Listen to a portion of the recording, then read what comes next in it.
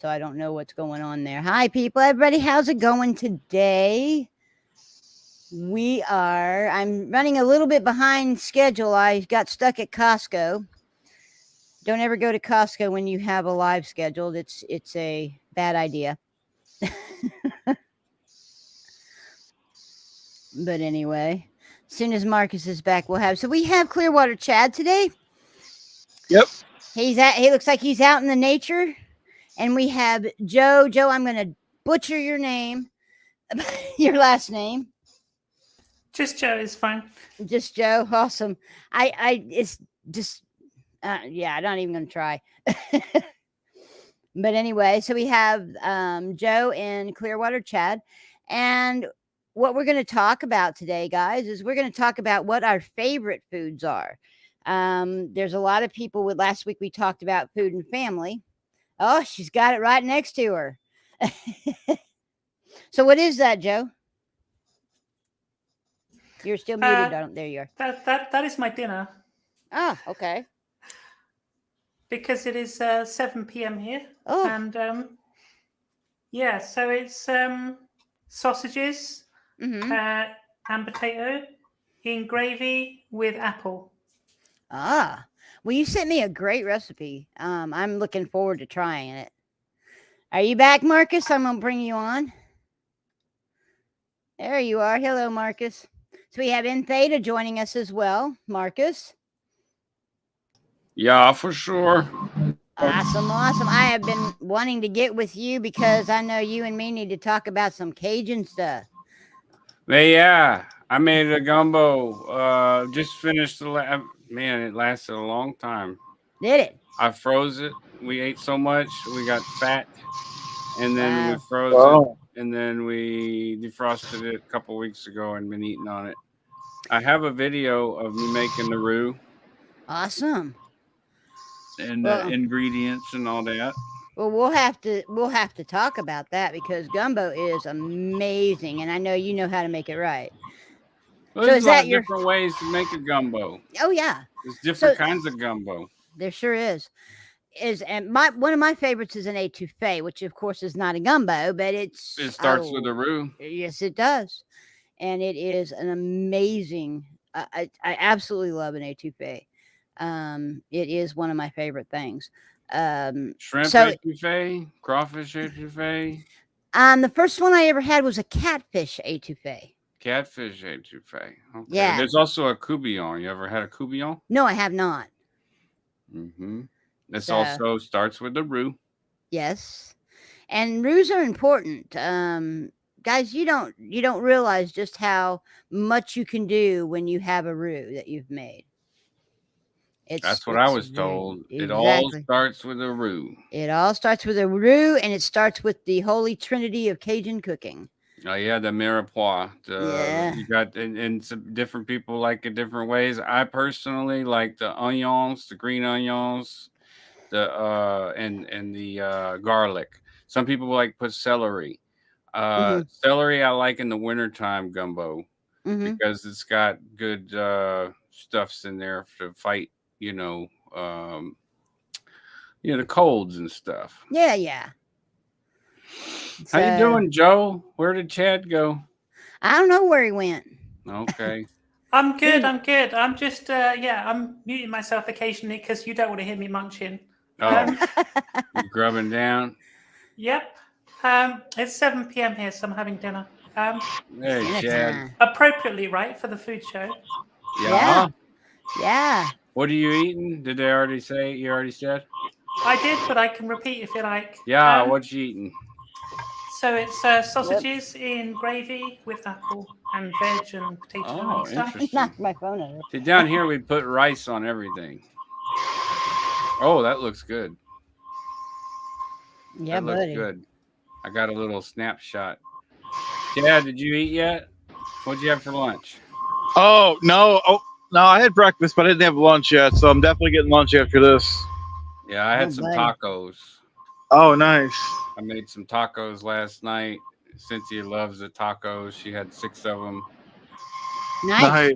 I finished off the gumbo because I couldn't stand to see it. It was almost The gumbo you can keep for a long time, and I Mhm. had frozen it, but it was like 1 or 2 more days, and I would have had to throw it out. Yeah. So I just said to hell with it, and I ate it. Awesome. So, is that background noise? Is that me? It's probably Chad.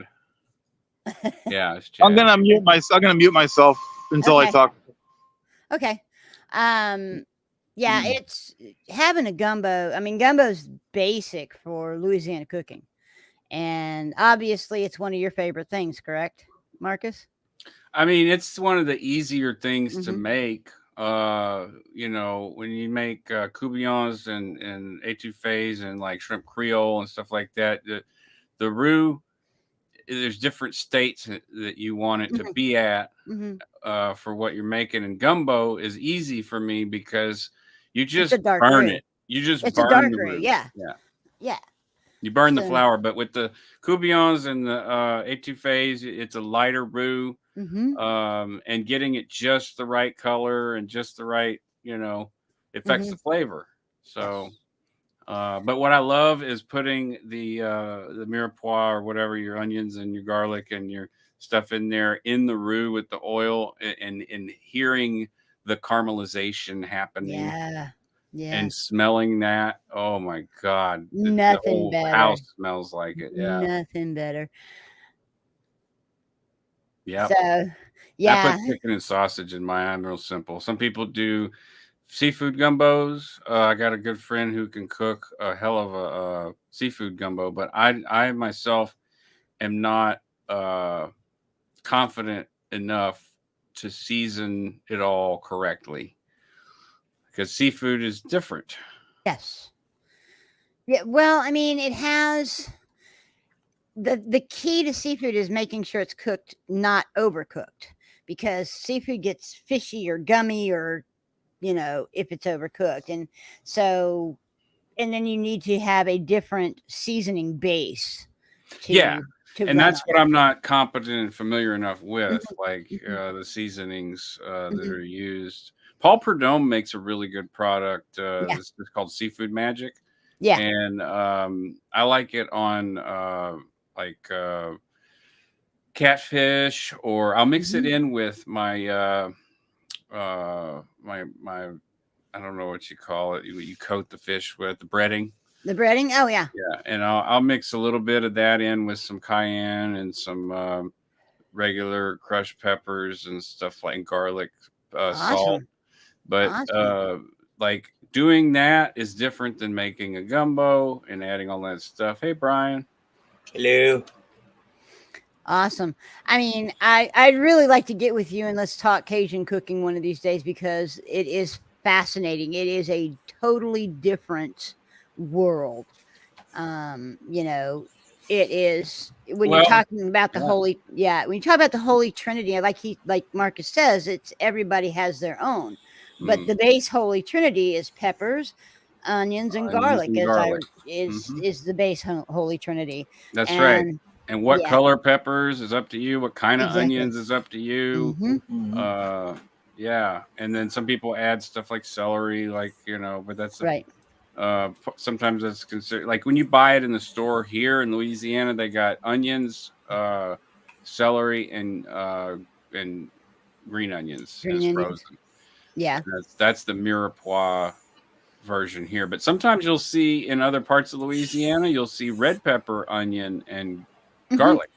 Just red Hmm. pepper, onion, and garlic. So where I come from, it's green pepper, white onion, or sorry, green onion, white onion, and garlic, and that's like what I Hmm. use and what we use to Awesome. start the roux with to caramelize it. That smell is just Oh. So so amazing. So let's talk about what is a roux. There's people out there who don't know what we're talking about when we say roux. Hmm. Basically, a roux starts out as equal parts fat and flour. Okay, and depending on how long you cook it, depends on the color. A lot of times, I use a roux base to make a gravy or Hmm. a sauce because but I don't cook it very long, so it barely it gets almost a I don't know Light, caramel color, very right. light, Hmm. and it starts to smell of almonds. As you go deeper into some of these, and your etouffees is going to be a little bit further along, and some of these others are going to be a little bit further. And when you get to gumbo, it's literally what we call Burnt a flour. dark roux. Yeah. But the key is that you're cooking that flour. Yeah. So you don't get the flour flavor. So Yeah, and you got to stir it. You got to stir keep it it going. constantly. Yeah, you can't If you walk away can't from let, it. yeah, it's a 30-minute ordeal with the color that I make, and 'cause it's like considered very dark roux, and you just get wooden spoon and scraping and just constantly going. stirring, because you don't want to burn the roux. That'll make No. you'll smell it, and Yeah. it could ruin a pot, maybe, depending on your pot. Yeah, it definitely has a smell when it goes over. I mean, dark roux is on the borderline of burnt. I mean, it's literally right there. It's on the cusp, right? It's like the stuff they sell at the store is like they make it in controlled manufactured circumstances, and they get it right to the edge, and it's called very dark roux, Savoy's very dark roux, and like right before it burns. Yes, it's spelled ROUX. That is the exact spelling of it. So Cajun cooking is based on it. You really don't get much in the Cajun genre in cooking without a roux. And again, it goes from light to dark, and there's all kinds in between. Well, yeah, it's kind of like the Cajun and Creole culture. A lot of the food is actually, it's called Cajun, is actually Creole, multicultural, from the the adoption of all of the cultures that came here from France. You have the French colonials that came here, and this was New France to them, the Nouvelle Orleans, New Orleans. They were very much into incorporating all of, aside from the fact that a lot of the people here taught them how to survive and what to eat, but they incorporated a multicultural. It's multicultural food. That's why in New Orleans you can find so many things to eat. It's not a city to count your calories in. Only the people who aren't healthy do that. Yeah. Best beans and rice I've ever had, I got in New Orleans. Yeah, absolutely. I'll definitely say that. And the beignets are delicious. Oh my God. Oh yeah, don't be counting calories in New Orleans. That's a sin here. Oh yeah. Hey, Sin, there's your beans and rice recipe. Yeah. I actually got some sausage thawed out right now. That's what I'm going to be making this weekend, red beans and rice. I need to come down to your house then. Oh, no kidding. Well, I tell you what got me stuck at Costco, why I'm running a little bit behind. I decided to go get a Primal Cut prime rib roast. Oh boy. And cut my own steaks. So right now it's in the fridge waiting, because I just got home, waiting for me to cut it. And because I want to do a video showing people how to store meat, because a lot of people they get freezer burn on their meat because they don't, wrap it, correctly. Yeah. Question: with those steaks, would you do a video on the LRH method of cooking one? I don't know. You have to tell me what that is for sure, because I haven't seen it yet. Okay, Mike Rinder has mentioned it in several of the ones they did before he, before he started his cancer treatments and everything. The way it was is you take your steak, and when you cook it, and when the blood starts coming, you time it, because when the blood starts coming up, you flip it over. And you cook it for the exact same amount of time. I have a thumbnail. I have a thumbnail that Mrs. J made me, because I was going to do the video. But since you're the cooking channel, I figure I'll just send you the thumbnail. Scientology steaks. Well, interestingly enough, one of the things I do want to do is talk to people who were in Sea Org, and find out. I hear there's a blueberry cobbler, which I kind of had to scream and yell before I got the information of what it's actually a crumble. Hello, Stephen. Hey, Stephen. But it's actually a crumble. So, I had, because there's 3 ways to make cobbler. And so I got that one done. I've heard chicken, but I haven't heard how, is it thighs and drumsticks, because that's the cheap meat, Probably. or is it breasts and wings, is it fried? Is it grilled? How was it done? Was it put in a casserole? How was it done? You need to talk to Catherine Olson. I sent her an email. I haven't heard back from her. It's quite a while ago, so I probably need to revisit that. Yeah. She doesn't know who I am, so I think that's part of the issue. So, it's going to take a little bit. Bison drumsticks. Interestingly enough, I'm working on for Claire. Claire and I had a Claire Headley, and I talked a little bit about, what she would like to, because the other thing I'm doing is I'm naming recipes after, the personalities that is in SPTV. That means Marcus, you'll get one. That means Joe, you'll get one. And Brian, you'll get one. Chad's got a whole section, So Marcus, you were muted on that. I don't know why, but anyway. But so anyway, that's one of the things I'm going to do. But the key of it is I'm having to kind of listen to the conversations you guys have. Yeah. And hope that I get a little gem. I said GPM gumbo, goals problem mass gumbo, which is this whole like crazy thing in the tech dictionary. Yeah. Goals problem mass. Goals problem mass. It's a whole stupid thing, man. It's like, goals problem mass. It's one of these things that turn you in on your head and just get you all twacked out. Oh no. Yeah, they handle that in auditing. They're like, do you have any GPMs that you'd like? Well, let's identify. What's that? Oh yeah, that's that right there. And then they'll get you all twisted up over something. Wow. No, but I've done I've done the LRH method of cooking steaks, and it works really well, actually. I tempt them. Now you just wait. I guess it depends, because I like mine more on the side of rare, medium well. Medium well. Oh, yeah. I don't like it mooing. I don't like it mooing. Mine's just wipe its rear end and throw it on the grill long enough for it to moo, and we're good. Yeah, I've had steak tartare. I absolutely love it. So I mean, that's how far we go. But yeah, so I wait till a little bit more the blood collects. But if you got a big enough thing where you're cutting steaks, you can do some experimentation. This thing is this. You can't really see, but it is big. It's huge. It was a little over almost $250 for the wow, that's a huge piece of meat. Yeah. And it was so I'm gonna be cutting it, and which the nice thing about cutting it, and here's the cool thing. I mean, yeah, I'm saving about 10 cents a pound per, for doing it this way, for me cutting it instead of them doing it and wrapping it.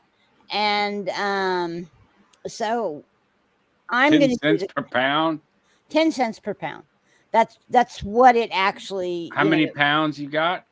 I want to say it was like, I'd have to look. I can't remember. Right around it was 12 something. And you're saving 10 cents per pound, so you're saving what, $10 on that particular one. That doesn't include the pork chops, because I got a great deal on the pork loin. I mean, that sucker's big too, and it was not about $9 a pound, but then they took $5 off.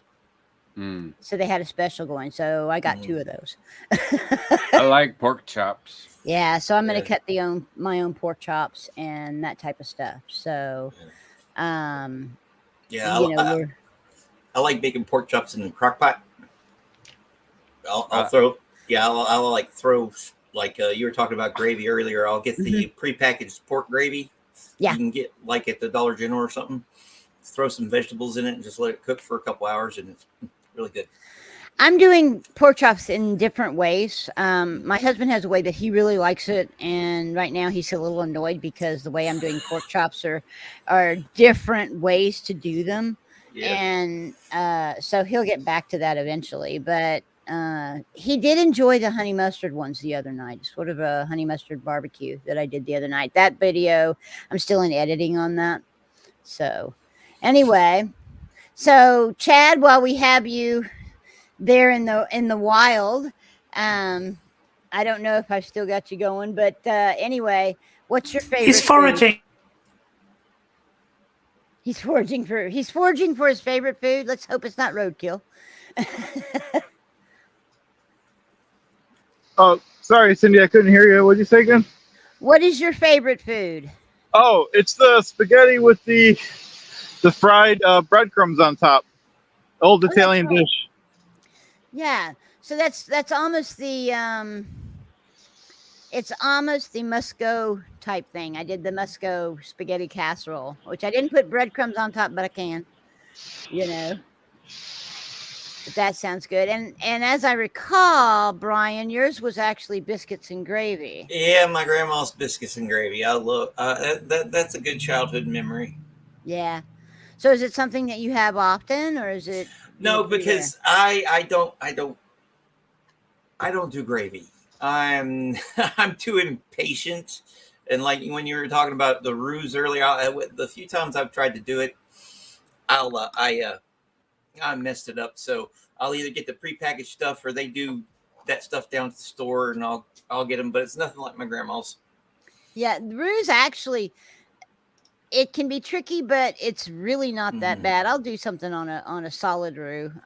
It's super easy. It's just you have to have the patience. Yeah, and that's where I lack. Yeah. Well, we're gonna have some ribeye steak tonight, and that's one of my favorite things. You know, if you're talking about a base dinner type steak. Now, if you were to ask me exactly what my very favorite was, it's anything chocolate.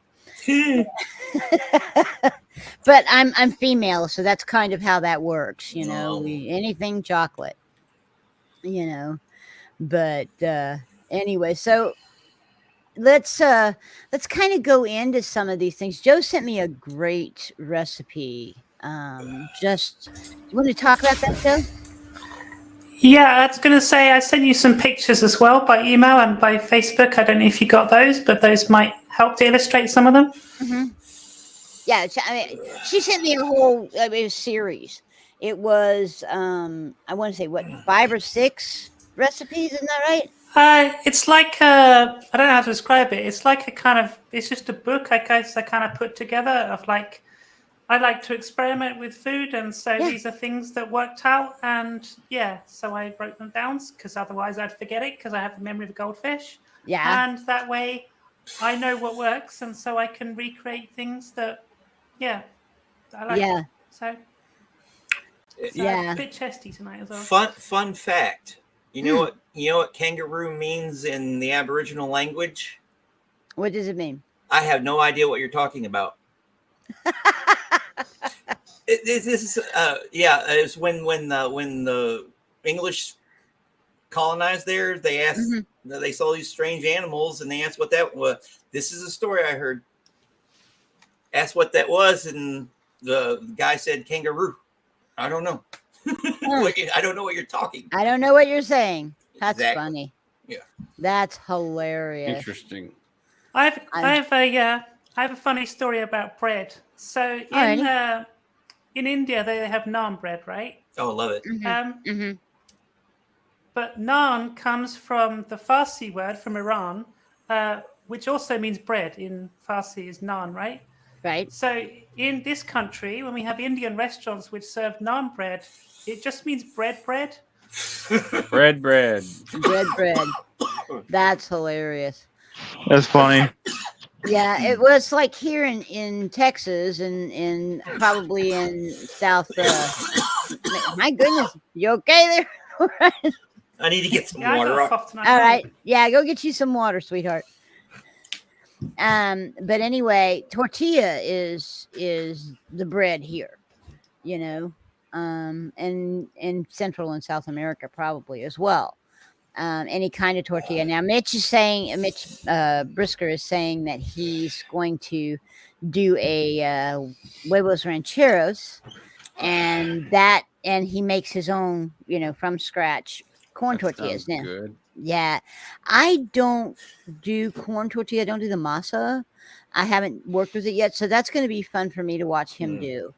I do flour tortillas, and they're a pain in the rear.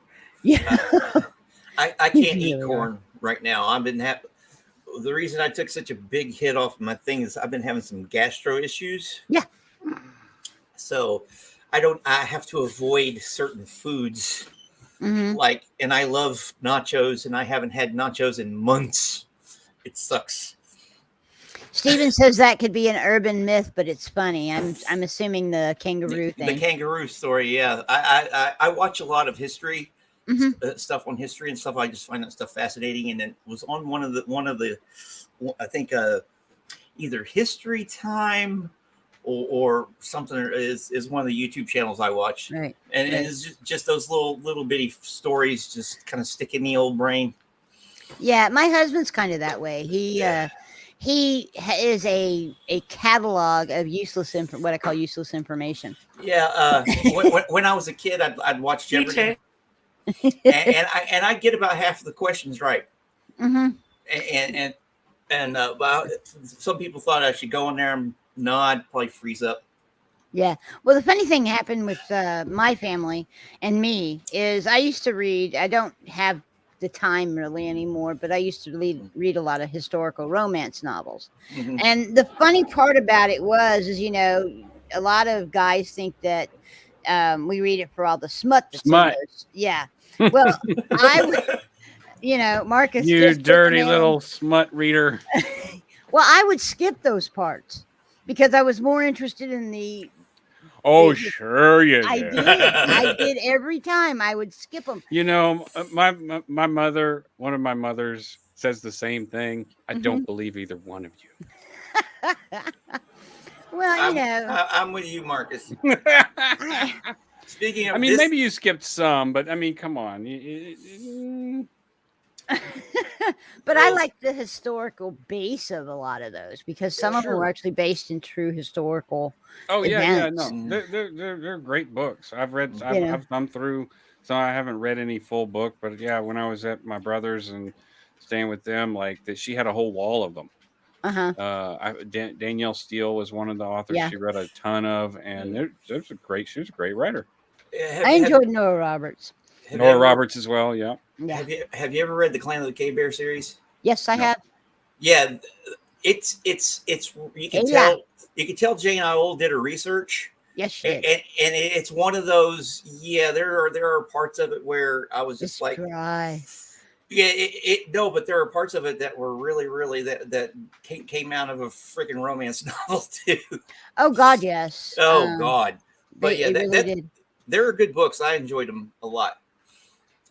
Yeah, it's been really interesting, and I did enjoy reading those, but it was mostly, I'll be honest, it was mostly for the historical. Of course, there was two things that would happen. It would be I would read those books, and then I would get caught up on current events when I would go visit my mother's family, and because they were very, very current event oriented. And so I would get back to school after, say, Thanksgiving or Christmas, and I would know all of this stuff.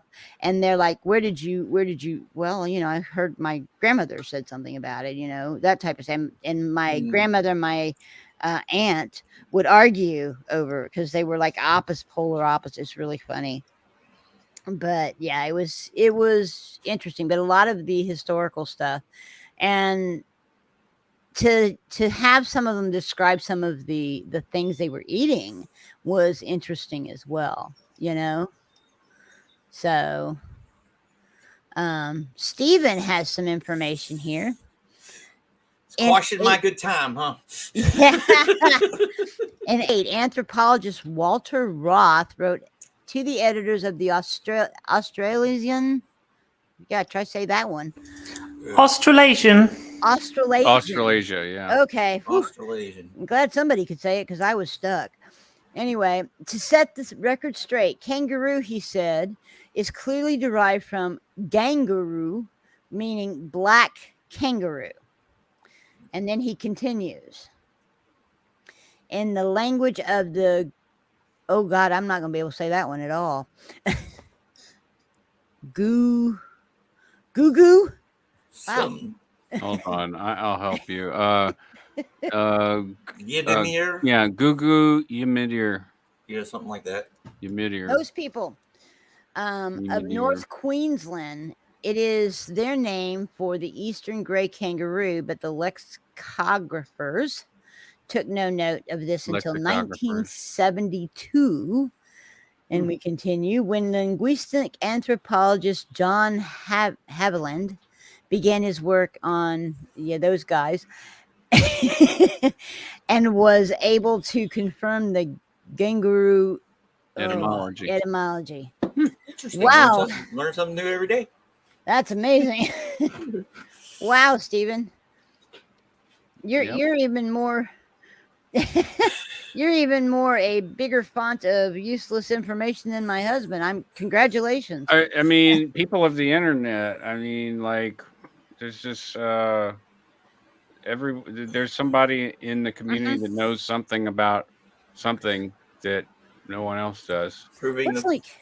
It's like you talk about Stephen is very, very bright. I can tell because he does. I've kind of seen him in other chats and enjoyed his information gathering and giving. There's certain things that certain people talk about.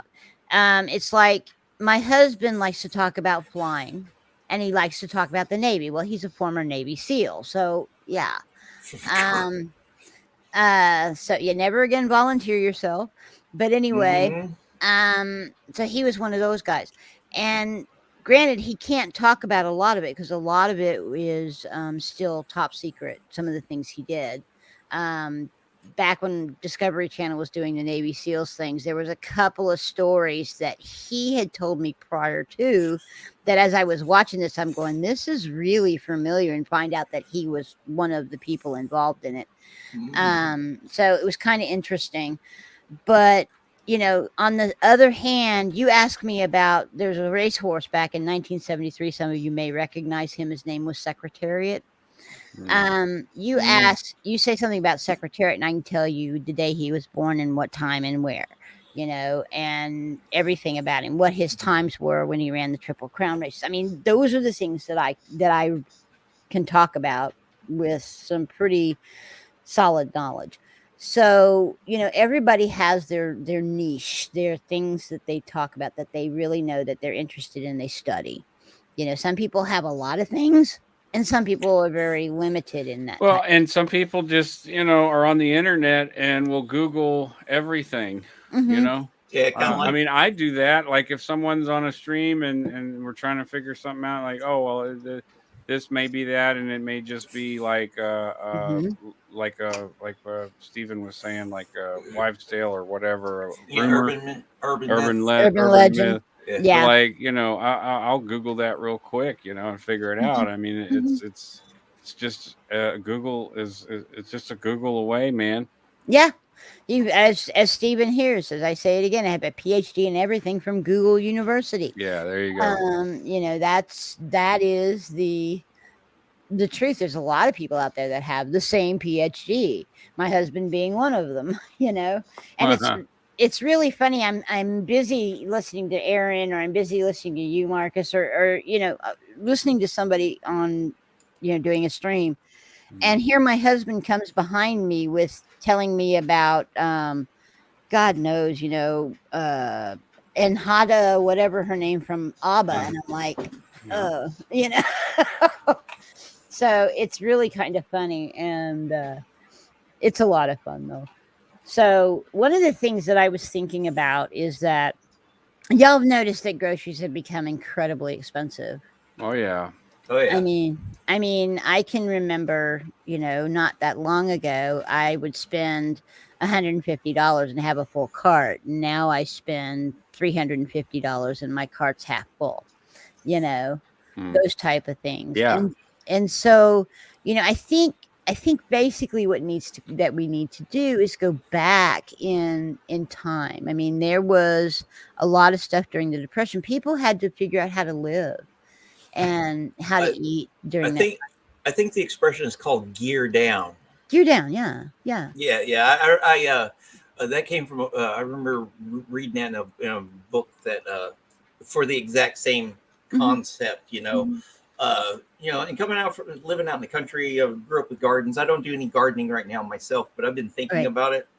Like I build these what I call elevated gardens. I'll have to send you pictures of it there.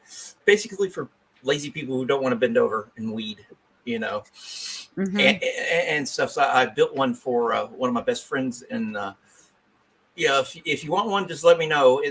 I can build them to whatever custom you want. But anyways, that's what I'm thinking about doing myself. Yeah.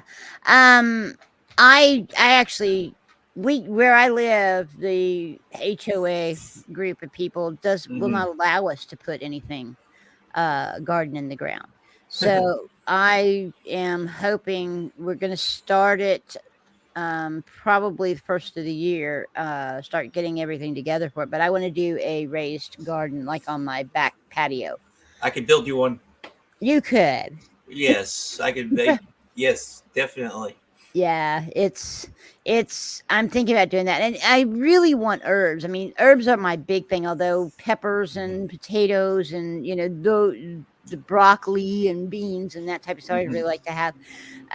Nothing's better than that fresh, really fresh vegetables and really fresh meats.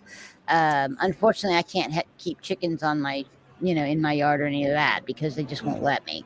I grew up with all that stuff. It was like I never realized how unique of an experience that was until I started going to school, and all the kids are bringing Lunchables, and I'm like, I've got like green beans and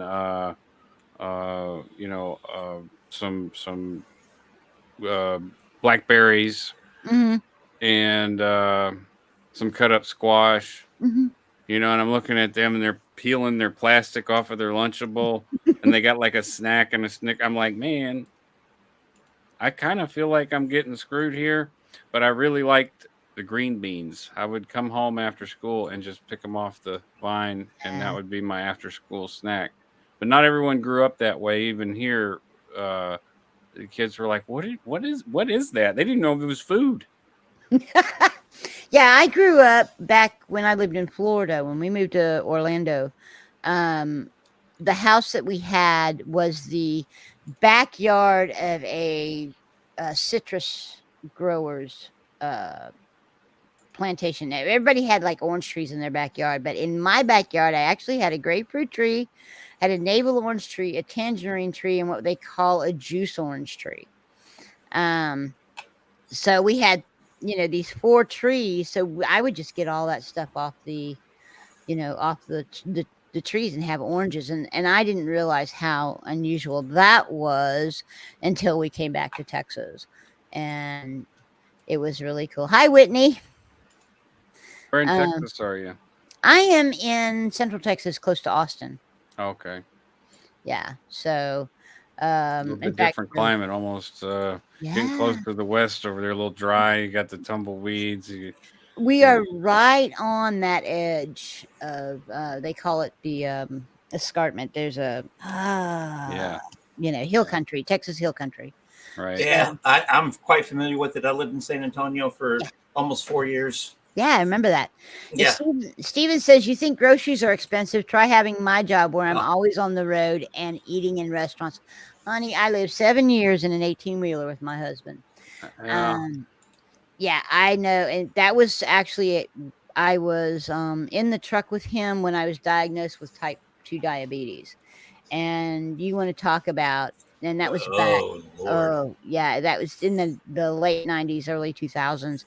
And these truck stops have become a little more conscious of what they're feeding people. But at that time, a little, we're talking. Man. You can get food poisoning so easy. But the bad thing was I had actually gotten a menu from each individual, Flying J, TA, Petro, all of the truck stops. Yeah, the major chains. And I sent that to a nutritionist who was supposed to be helping me try to get work with blood sugars. This is when I first was diagnosed. So I had no real idea of what I needed to do. And I told her, I said, there was a day that I sat there with the menu in front of me and cried because I couldn't find anything to eat. There was nothing that was on that menu short of the salad bar, and even that was iffy. Yeah. To eat. And so I sent her all of these, and she was going to try to come up with a menu using the menus that she had. And she came back to me. Uh-oh. That's me.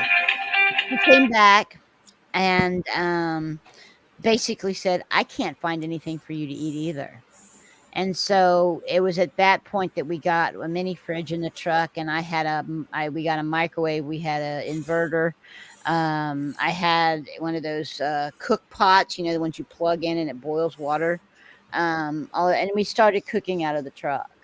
So that was an interesting time, I found a picture of the elevated gardens that I built. I'm going to share it with you guys. Okay, you have to tell me how to do that because I don't know how. I can do it right here. Okay. I just got to find the thing here. Okay. Find the ting. Got to find the thing right here. You find the ting you. So we can look at that us. So Marcus, do you do a whole lot of Cajun speaking? A lot of people, I love the Cajun language. I was just speaking some Cajun, but it's translated to French. I mean, translated like how you would say it in English if you were talking Cajun. Be like, right. How are you doing? You.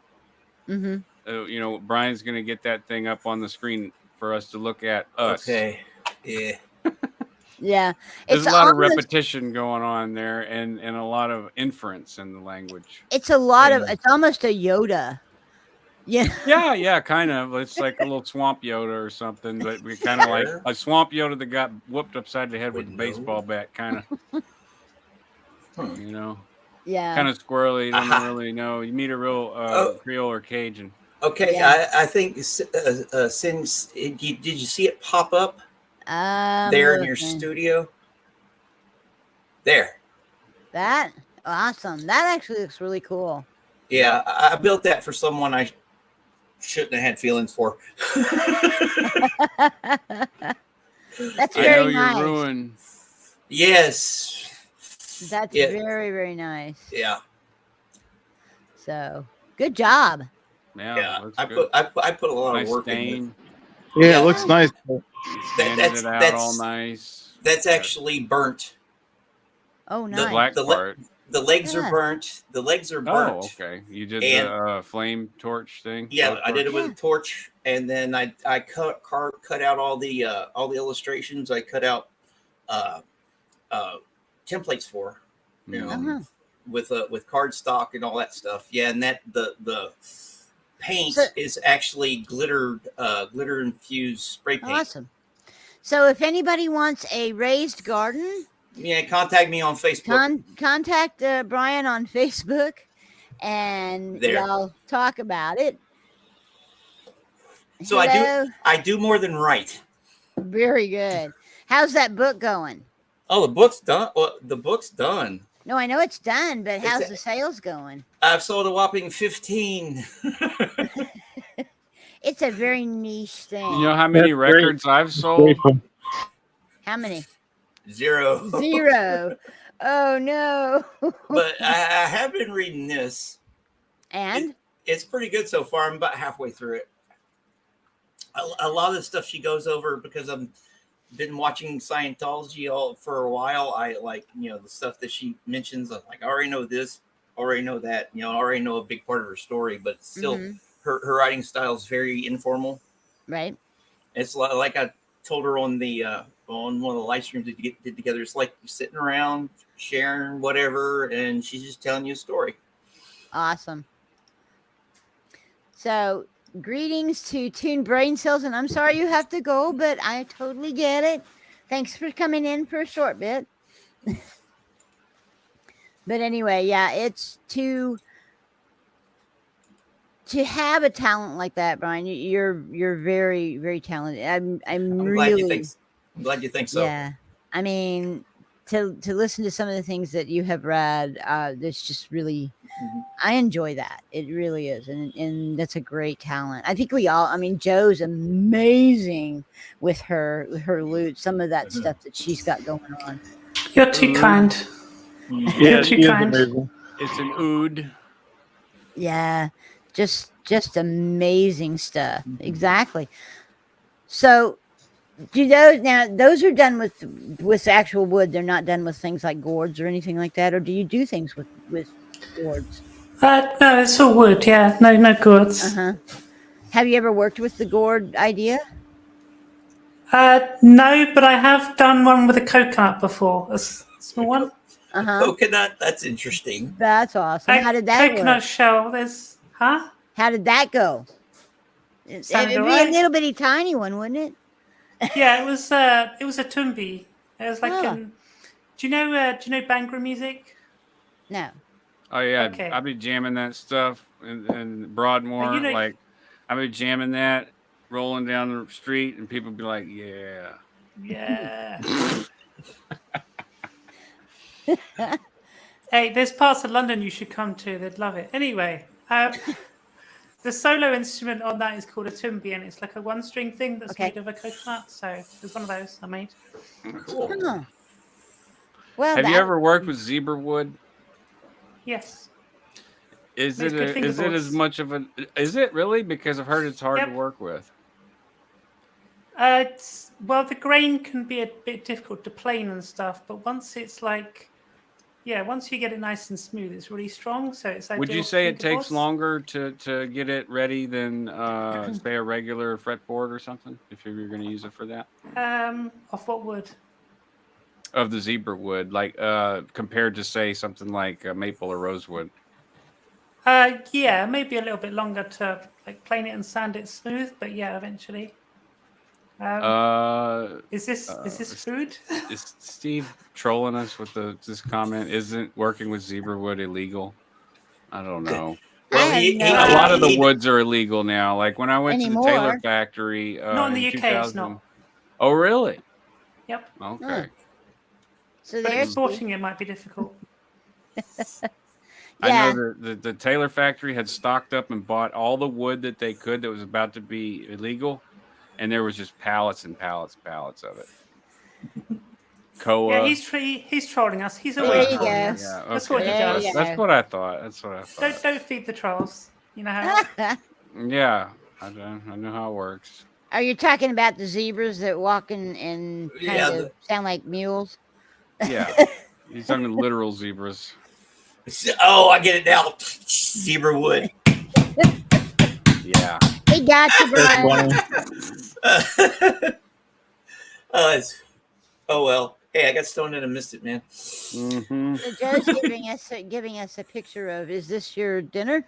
Hey, it worked. I was actually just testing out the screen sharing, but it's working, so that's good. Yeah, this is something I made a long time ago. Awesome. So what is it? So this is called saucisse bandari, or port sausage, to give it the translation. It's like, it's a spicy sausage thing in a baguette. It's really good. Yeah, I was going to say, it looks like the smashed sandwiches that we get in Toulon. Ah. Yeah, when I went to Toulon like 3 times. Love the place. And all of us sailors, when we get there, if we weren't on duty or anything, we just swarm the little central square there where they had the food trucks, and there was the smashed sandwich cart. When I first got when I first reported to my ship and they found out we were going to Toulon, they're like, "You're going to love the smashed sandwiches." So, well, given it's called port sausage, that makes a lot of sense, doesn't it? Yeah. Yeah. And what's this? This is Kabuli palau. So this is a traditional dish this version is from Afghanistan, from Kabul, but it's also eaten in like all around Central Asia, Uzbekistan, Tajikistan, etc. as well.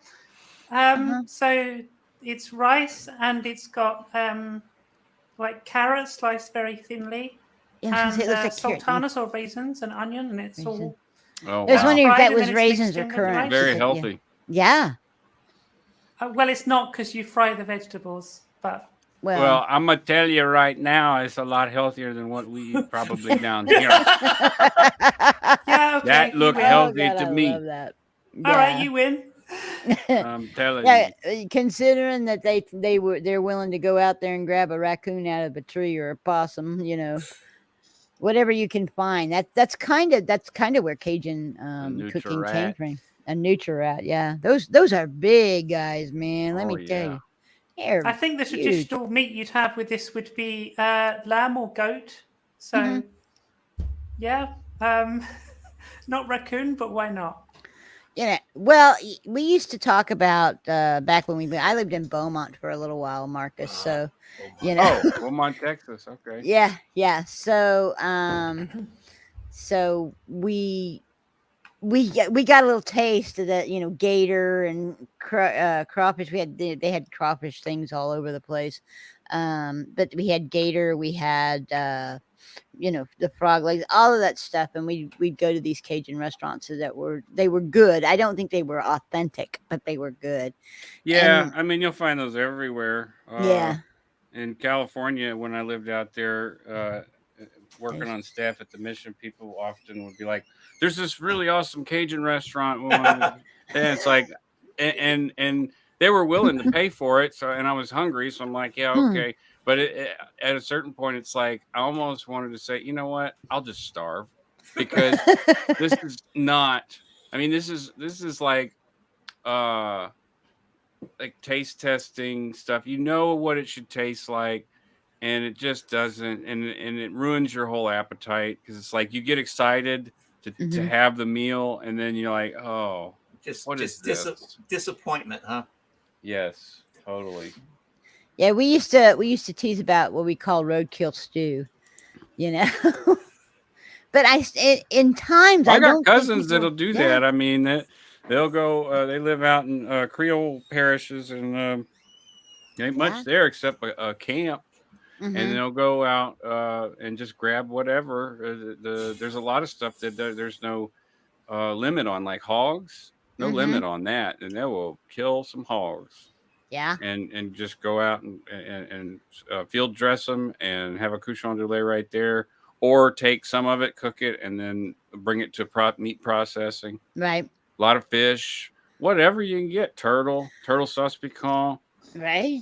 Well, you have to think about it when times are tough, like they're getting, you have to do what you have to do to survive. So you discover that things that you would normally say that I won't touch that. Oh my God, that's horrid.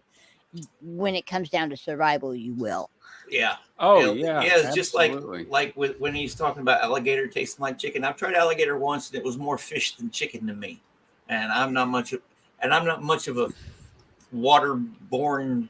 I like salmon and tuna and stuff like that. Not the real fishy tasting stuff. Yeah. But yeah. Whitney is saying your taco in Chicago cannot best my taco in San Diego. Just saying.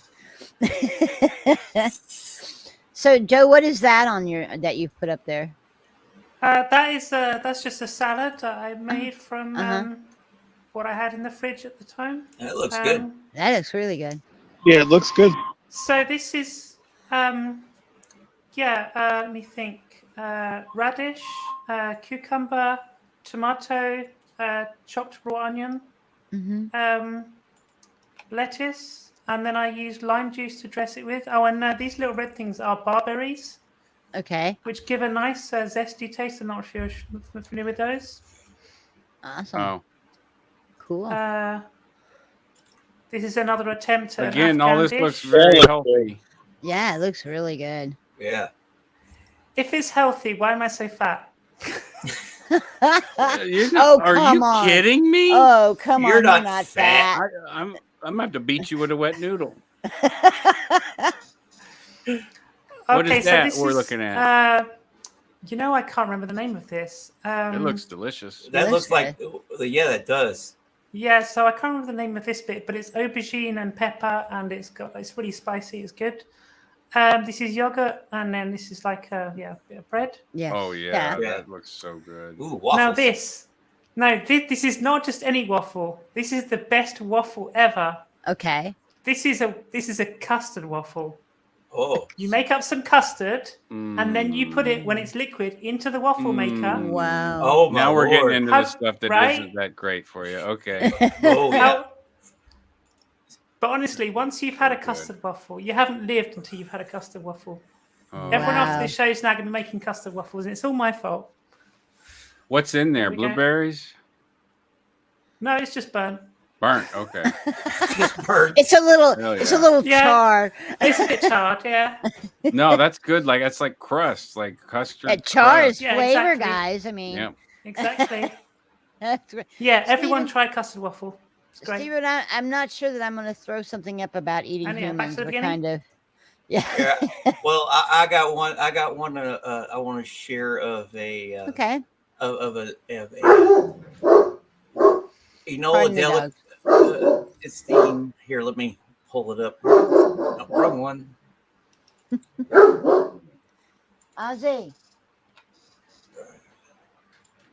Yes, his name is Ozzy. He's named after Ozzy Osbourne. Cool. That's cool. It is All right. cool. All right, Sydney. You need to if you can Let see me it there. find it. Yeah. There it is. Chili dogs. Chili dogs and French fries. Yeah. Yeah.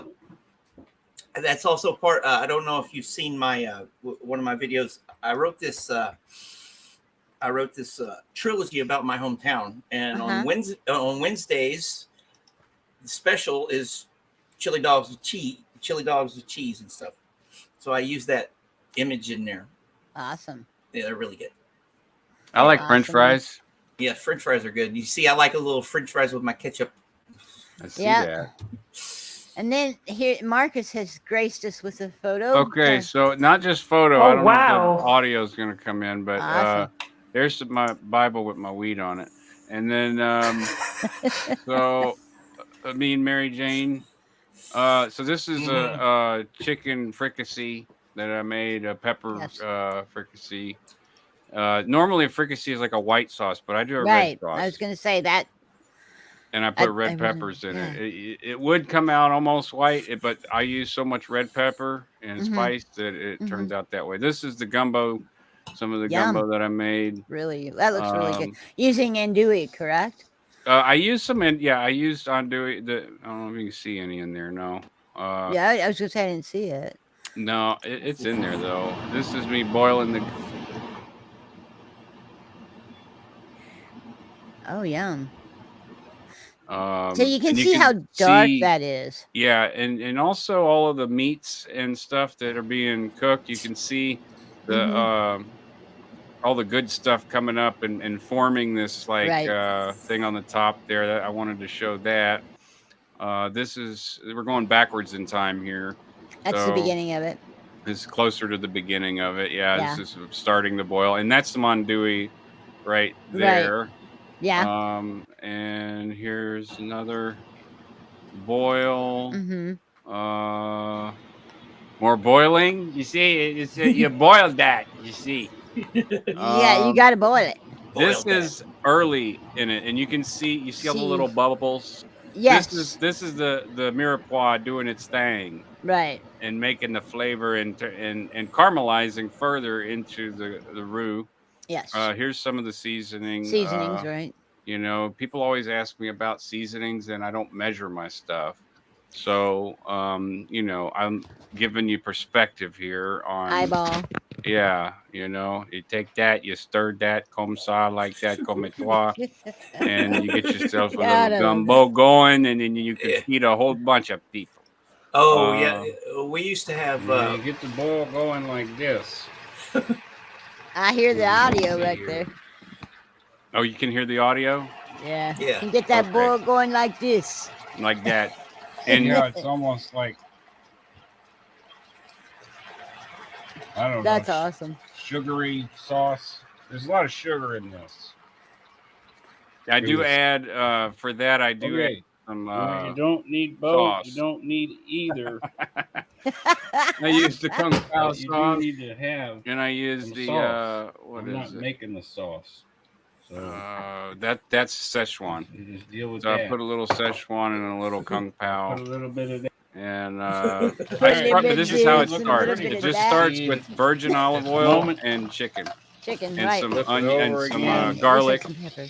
and pepper, garlic and pepper, and Plenty really fricassee. simple, really simple. Yeah, that's hilarious. Yeah. That is really good, and I love listening to you talk about that. That was really cool. Oh, Chad, I just saw Chad came back. There he He's is. back.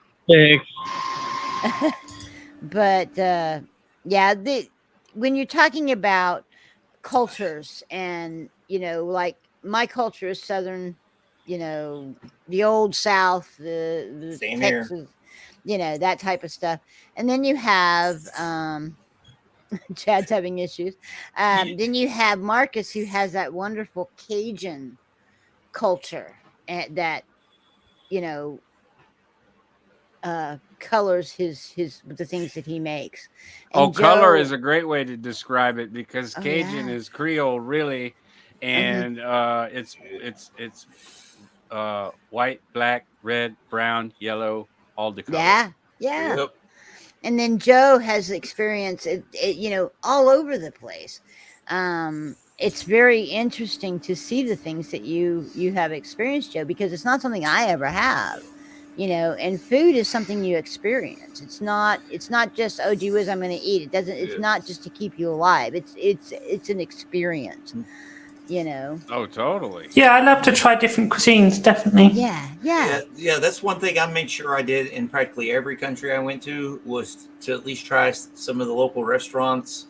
Because every country looks the same inside of a bar. Yeah.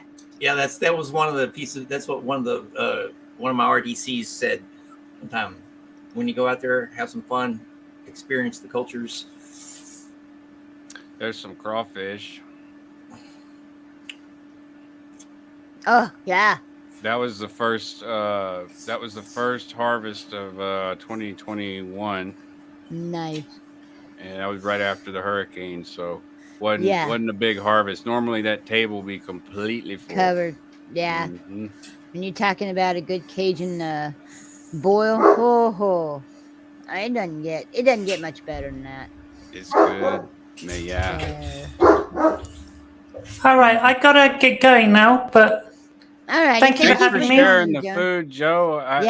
Amazing. Your stuff looks way more healthy. Your stuff looks way more delicious, so I guarantee you, Southern. The stuff you put up there, Joe, looked really good too. It did. Yeah, Thank it looked you. good and healthy. And since Juliana can't join us tonight, I want to say everybody's got to try feijoada as well. Feijoada? What is that? Feijoada. Look it up. It's Brazilian. It's amazing. Feijoada. Do you think I know how to spell that? Let me put it in the chat. Feijoada. That's funny. So there we go. Feijoada. Thank you. So Max says, my kind of surprise, do I need coconut milk or not to make it less spicy? For what? I'm not sure. Mac, you're gonna have to say. Add more spice. Always more spice. But some people can't handle spice. I'm one of those that really have trouble with spice, which kind of. I had to cook for my kids too, and you have family. You probably have kids and grandkids, yeah. So you gotta kind of lower the heat for them. Yeah, and I really wish that I could handle the heat. Myself, I have ever since I lost my gallbladder. It's one of those things. Oh yeah, that's different. And Black my youngest son has some really issues with acid reflux. And I mean, it's incredibly bad. And I think he's actually borderline ulcers sometimes. Mm-hmm. So I have to be very careful of spice, of heat, which I miss because of, it's not the same to have blackened chicken or blackened fish of some sort, or any of the blackened stuff without plenty of cayenne pepper, to be quite honest. Right. It's just not the same. And so that's rough. And some of the Mexican stuff that I do a tortilla soup that you guys will see here eventually. That is really good and can be pretty spicy. And What we did was we just dropped sour cream in it and stirred it up, just Yeah. to settle it down. So, I mean, so when you're talking about something that's spicy, if you got something that's too spicy, throw some sour cream or some milk or, a yogurt, that type of stuff. That's kind of If it's a why stew, you can do potatoes too and pull some of potatoes as that out. well. Mhm. Yeah, and if it's too salty, you can use potatoes. Potatoes, yeah. Yeah, that's one of the things that can pull the salt. A lot of times people will throw too much salt in or not think about it, and then all of a sudden, You it can always reduces. add, but you cannot take Not take it away out. salt. Oh no. Yeah. Yeah. Well, I think that's all of that's a general rule is that you can. Mhm. That's why a lot of people will get salted butter. I do not use salted butter I don't at either. all. I always get unsalted. Yeah, always unsalted, and the reason Well, there is wasn't an because option for me for a long time, and all they had was butter, and it had salt in it. salt in yeah, but it's another one of those things where you say, okay, so you've got salt in your butter. What's that going to do when, say, something reduces and now you've got a whole lot of salt? What are you going to do? Yeah. So, yeah. Witness loves a good crawfish boil. Yeah. I think I don't know anyone who don't. Oh, I don't either. I think the last time I went to anything like that, we had these every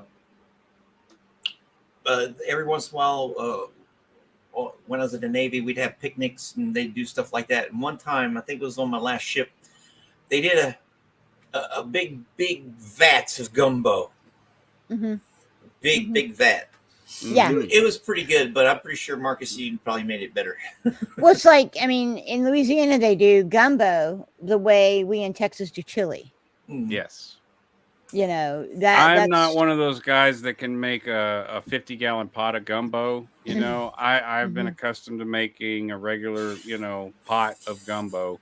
Yeah. But I mean, it's really just the same to me. You just add seasoning until you get the taste that you want. These are some tacos that I made. I learned how to make these in California. I was going to say that. I thought they were tapas, maybe. No, it's just looks like street tacos. Yeah, it's essentially street tacos with the lime pico. That's what's on the top, and you put you chop up some onions, you chop up some cilantro and some tomatoes, and then you squeeze some lime and put it in a Tupperware and let it sit for a little bit while you make your meat. And then you brown your tortillas, and those are there's like a double wrap corn tortilla. I got used to the corn tortillas and the harder flour tortillas when I was in California because they're just so handy. Big old burritos is just like I don't like I got away from it in California. I was like, these are so convenient. They were cheap. And in your hand. I mean, it fits in your hand. And you can eat it real quick, like you're on your way somewhere, you pick up a couple tacos. Awesome. And I would continue to share, but I'm going through. I don't want to share anything. I hear you. NSFW. There is one more thing. What is this? This is a curry that I made once. And I've done curries on and off for years. It's just I'm not an expert at it. People seem to like them, but I always find that I'm dissatisfied with them. This is a yellow curry that I made. I just baked it in a dish. And it was, a lot of vegetables. There's green beans in there. There's carrots. There's chicken. Curries are based on vegetables, I do believe. Yeah. And I just took some mild curry, some paprika, and there's actually there's so many spices involved. I thought Cajun stuff was hard, but like when I started looking into Indian food, I spent like when I first tried it back in like 2013 or 2014 to make Indian. I went to the store and I think I spent $50 on just one recipe to have the spices. Make everything like you had coriander, cumin seed, regular cumin, paprika, chili powder, multiple types of paste. which I'd be interested to know how to make the paste, like the red pepper paste, the green paste. Yeah. Because that's something that, like, as a cooking, I don't know what you call it, like, ingredient that I would totally make. Yeah. Just to have, Yeah. The best curry I've ever had was actually made by Bangladeshi. See, this is, oh no, that's not safe for work. Uh-oh. That's funny. Oh, Yep. you're fine. Yeah. Back in the so go ahead.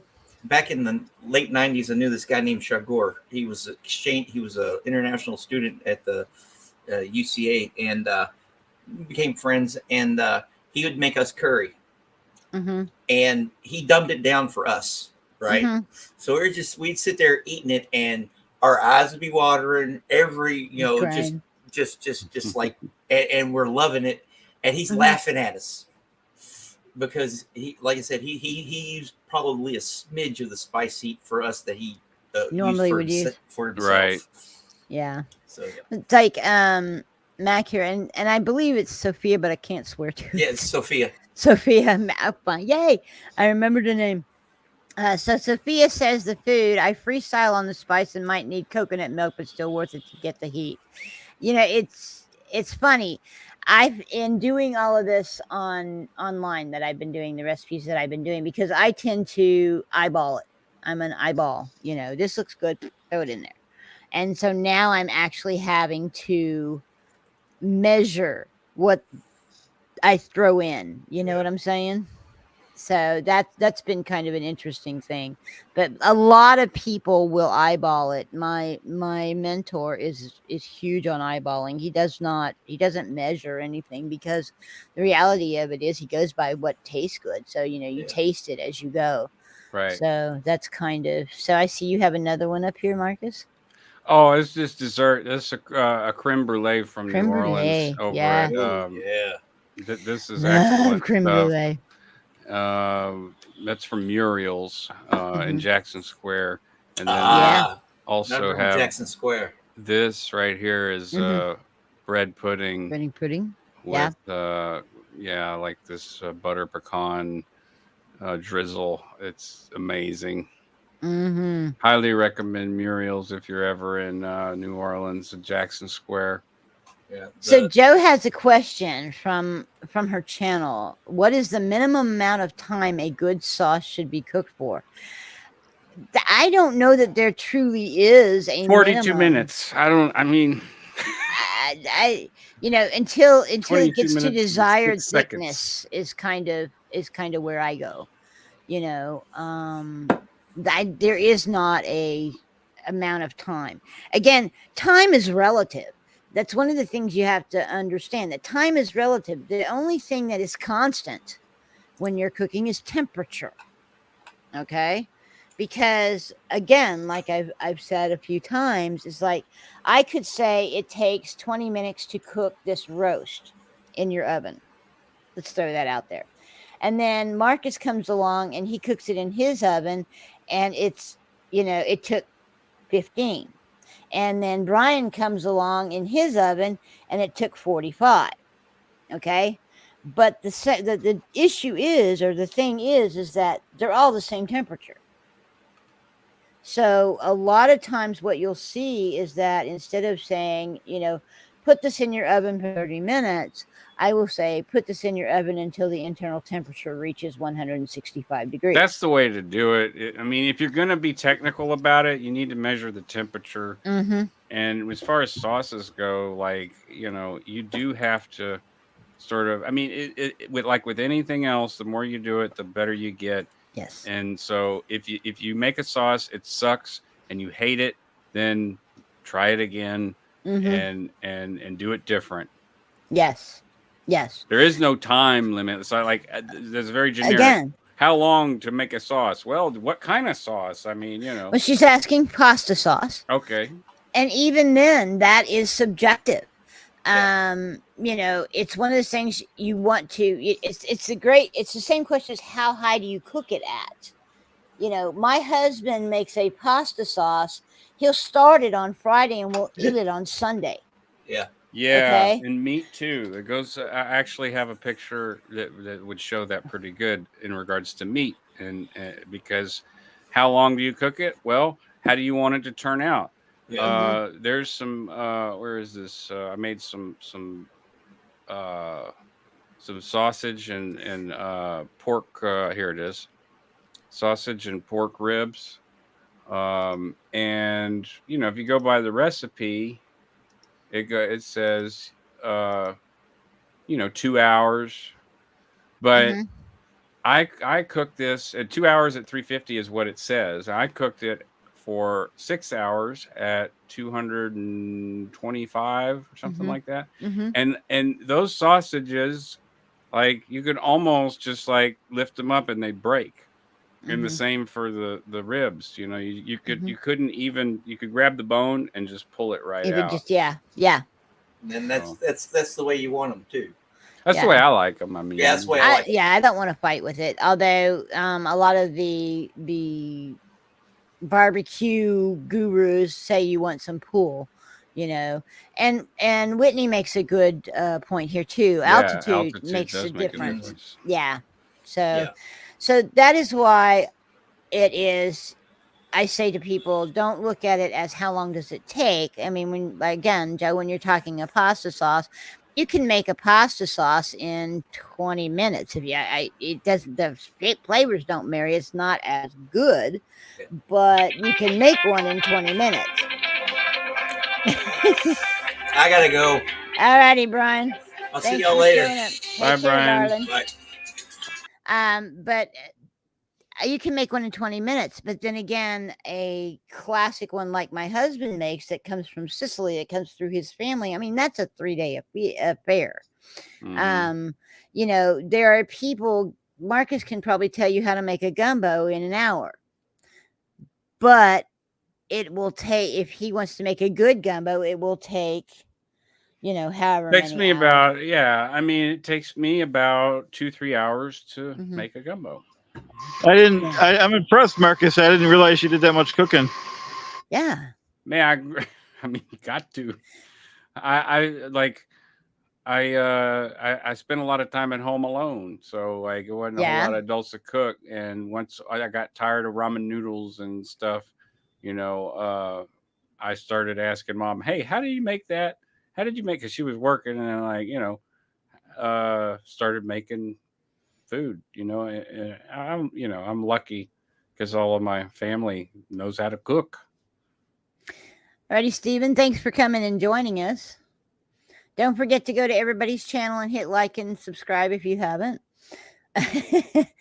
We'll go through that here in a little bit. But Sophia says slow cooked is best. And if you're talking barbecue or if you're talking stews, I would agree. But there are some things like stir fries and other types of food that are best cooked fast.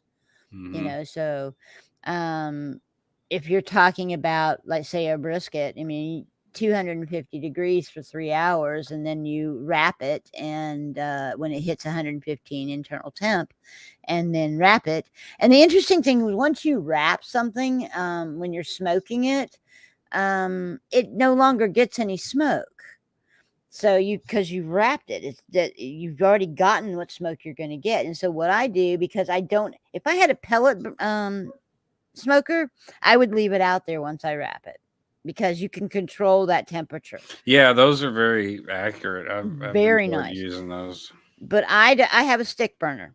Yeah. So, which means that temperature does this, you know, because you don't have anything that's truly controlling it. So what I do is when I hit that time and I wrap it, I actually put it in my oven at 250 degrees.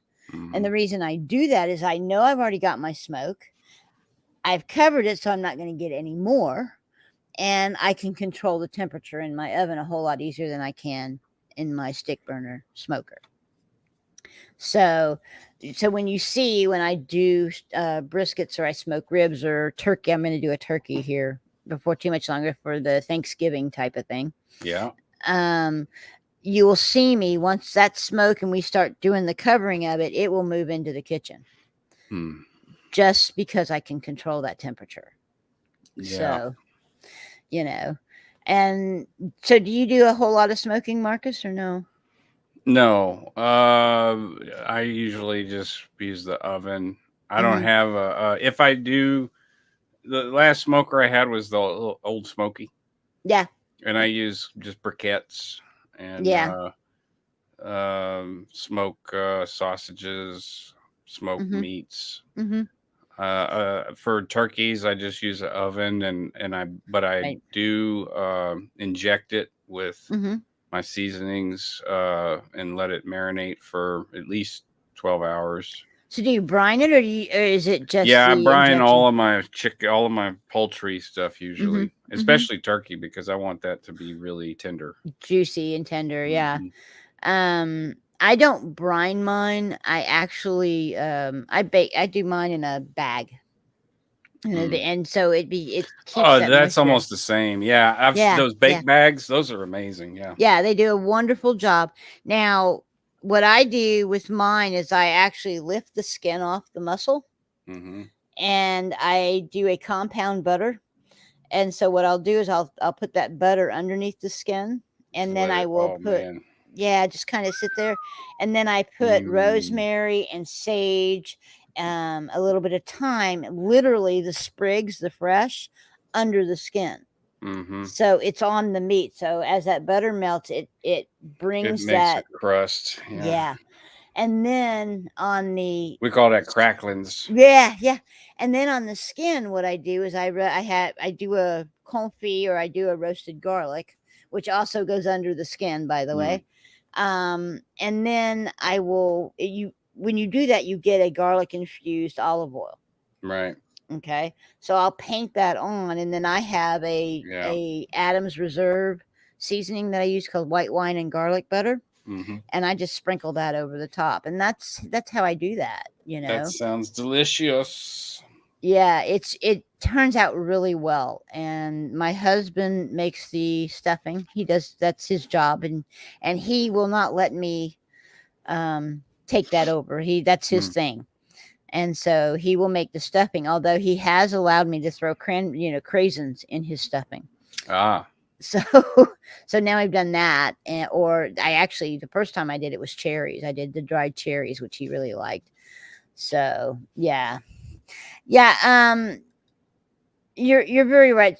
If you want a full flavor, you shouldn't rush it, and that's why a lot of times when I'm doing a sauce, the sauce is actually basically a reduction.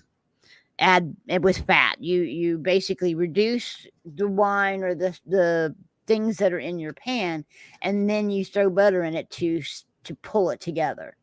That's usually how a sauce works. So yes, it can take a good amount of time, but again, it depends on what kind of sauce you're talking about. If you're talking about one done with white wine and pan drippings, yes, that takes time because you do have to do that reduction. But if you're talking a spaghetti sauce, like I said, you can either go, really quick, although you're not going to get the flavors. That's the key, because you have to wait for those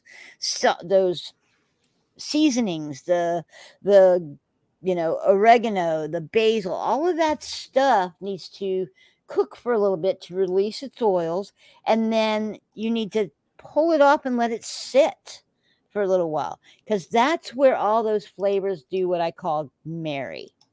They all get together, they all become friends, and that's what makes it good. And that's why it takes so much time when you're talking about something that is like a spaghetti sauce that takes 2 or 3 days.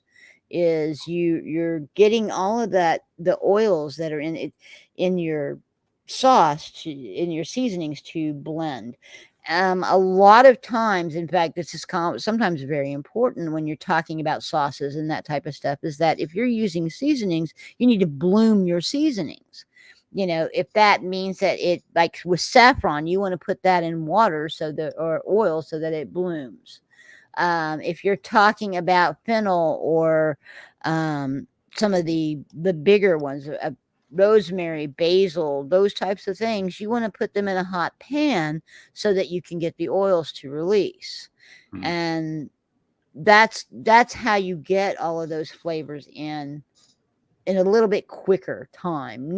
It's not that you want to do it faster, but it does open those seasonings up to go ahead and blend, if that makes sense.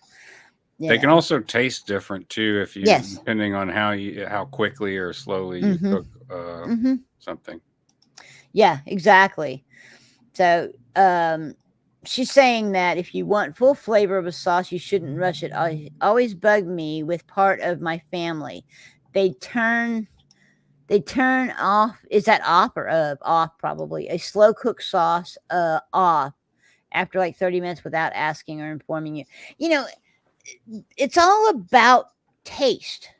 You know, when you're cooking a sauce, and yes, that would be really annoying to have, be working on a good sauce or even any of the food that you're working on, is to, go in there and you have it set and you know exactly what you're looking for, that flavor, however you want to do it. And somebody comes in and turns it off before it's, it's there. That is sacrilegious in a way. It's not like if I were to walk into my old boss's, my mentor's kitchen and go, oh yeah, turn this off because I think it's burning. Oh my God, he'd have my head. Yeah, because you might ruin it. Like exactly, you can't recover it. It's kind of like if you mess up the roux, if you burn the roux, then you gotta start over. Yeah. So I mean, that's kind of some of the things that you think of. So I can understand why you would get upset, because you have it down low, you're getting those flavors, they're marrying. That's kind of, that makes it rough. And somebody comes in and turns it off, and that messes it up. And that's really annoying, especially if you've worked on something for quite a while. If you spent 3 hours trying to get that roux exactly right, and here comes somebody and turns it off, What's your thoughts on that, Marcus? Yeah, it wouldn't be thoughts, it'd be words. Exactly. In general, I don't like when people touch my stuff. Like if I have my planner out and somebody just like, it's like, geez, I knew exactly what page it was on, and so I know how you guys feel.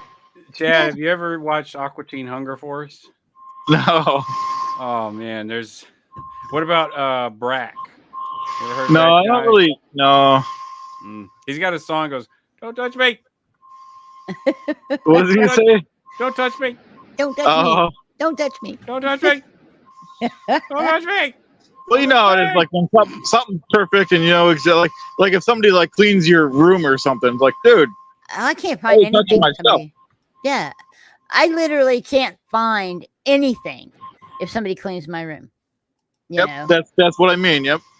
It's like, I can walk straight to it if it's where I put, if my room's a mess, I can literally walk straight to it, pick it up, and do what I need to. If somebody cleans it, and even they put it, quote unquote, where it's supposed to go, I'll spend 2 hours trying to find it. Right. Yeah, there's a reason why we placed it, even though it looks not great. There was a reason. No comment. See each his own.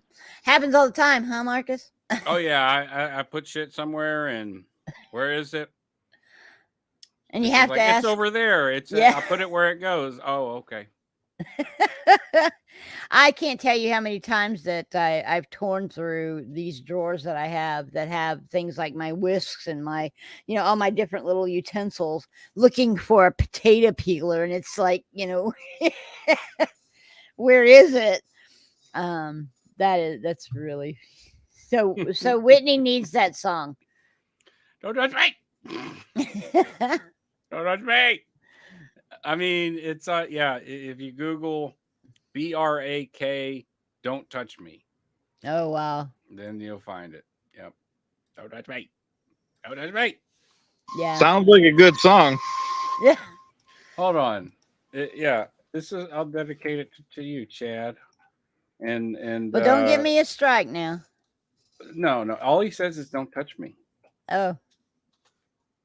I don't think this would be. Oh, it is. No, you're right. It's Cartoon Network. So Yeah, I will link. I'll drop the link in the chat. Sounds good. We have like saying it's even more rude than asking me to do my recipes without fat or salt, which they absolutely did. Cooking around that family was a nightmare. Don't ask me to change the way I cook. If you don't like it, then don't Make come it. to visit. You go make it. You make Exactly. something. Look, we got stuff Exactly. in the fridge. I got groceries. You want to make something? Go ahead. Yeah, it's like I mean, if we're talking holidays, about a we try to sandwich? accommodate. Yeah, I do try to accommodate some on the holidays, but the reality of it is I'm going to cook the way I cook, and that's what it is. I mean, I did I did basically 2 meals last year with Thanksgiving, in that my husband had the regular stuffing and the yams, although I did sneak butternut squash into those yams and he never knew it. He hates squash. He won't touch it. But yeah, I did a lot of things that were low carb, basically because my daughter was going to be there, and she's a type 1 diabetic. I'm a type 2 diabetic. And so we're trying to keep the sugars down, keep the carbohydrates down. Yeah.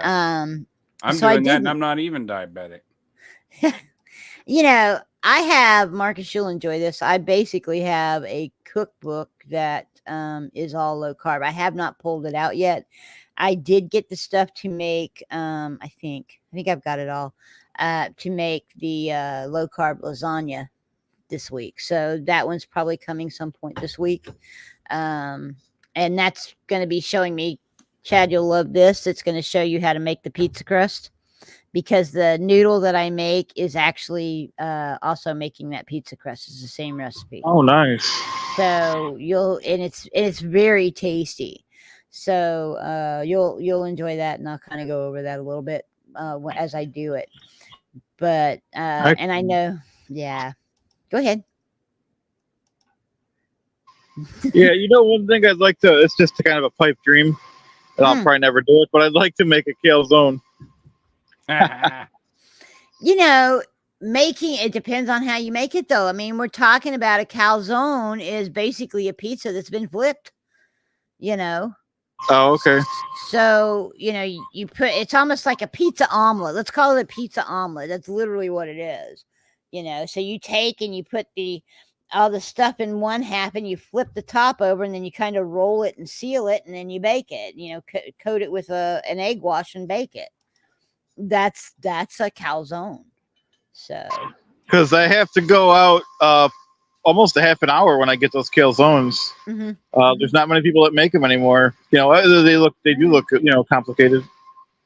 Yeah, they really are not too bad. If you can make a pizza, you can probably. What's this, Marcus? This is a cookbook my cousin wrote, John LaFleur. Oh, wow. And it's a Creole cookbook, menu of ethnic diversity, and it's also got like 400 some odd glossary of terms. Awesome. Creole, Creole stuff. It's Creole, but it's Choctaw, African, German. The French adopted and integrated a lot of the words from those languages to create Creole, which is why nobody who speaks French understands Creole French, because it's a mix of 4 or 5 different languages. So, well, yeah, and Cajun, when you're talking Cajun is also a mixture of languages. So it's a lot of people have trouble understanding it. It's probably less so than Creole, but it's still, and it's very quick. It's very fast. The cadence is really fast. Yeah. I mean, the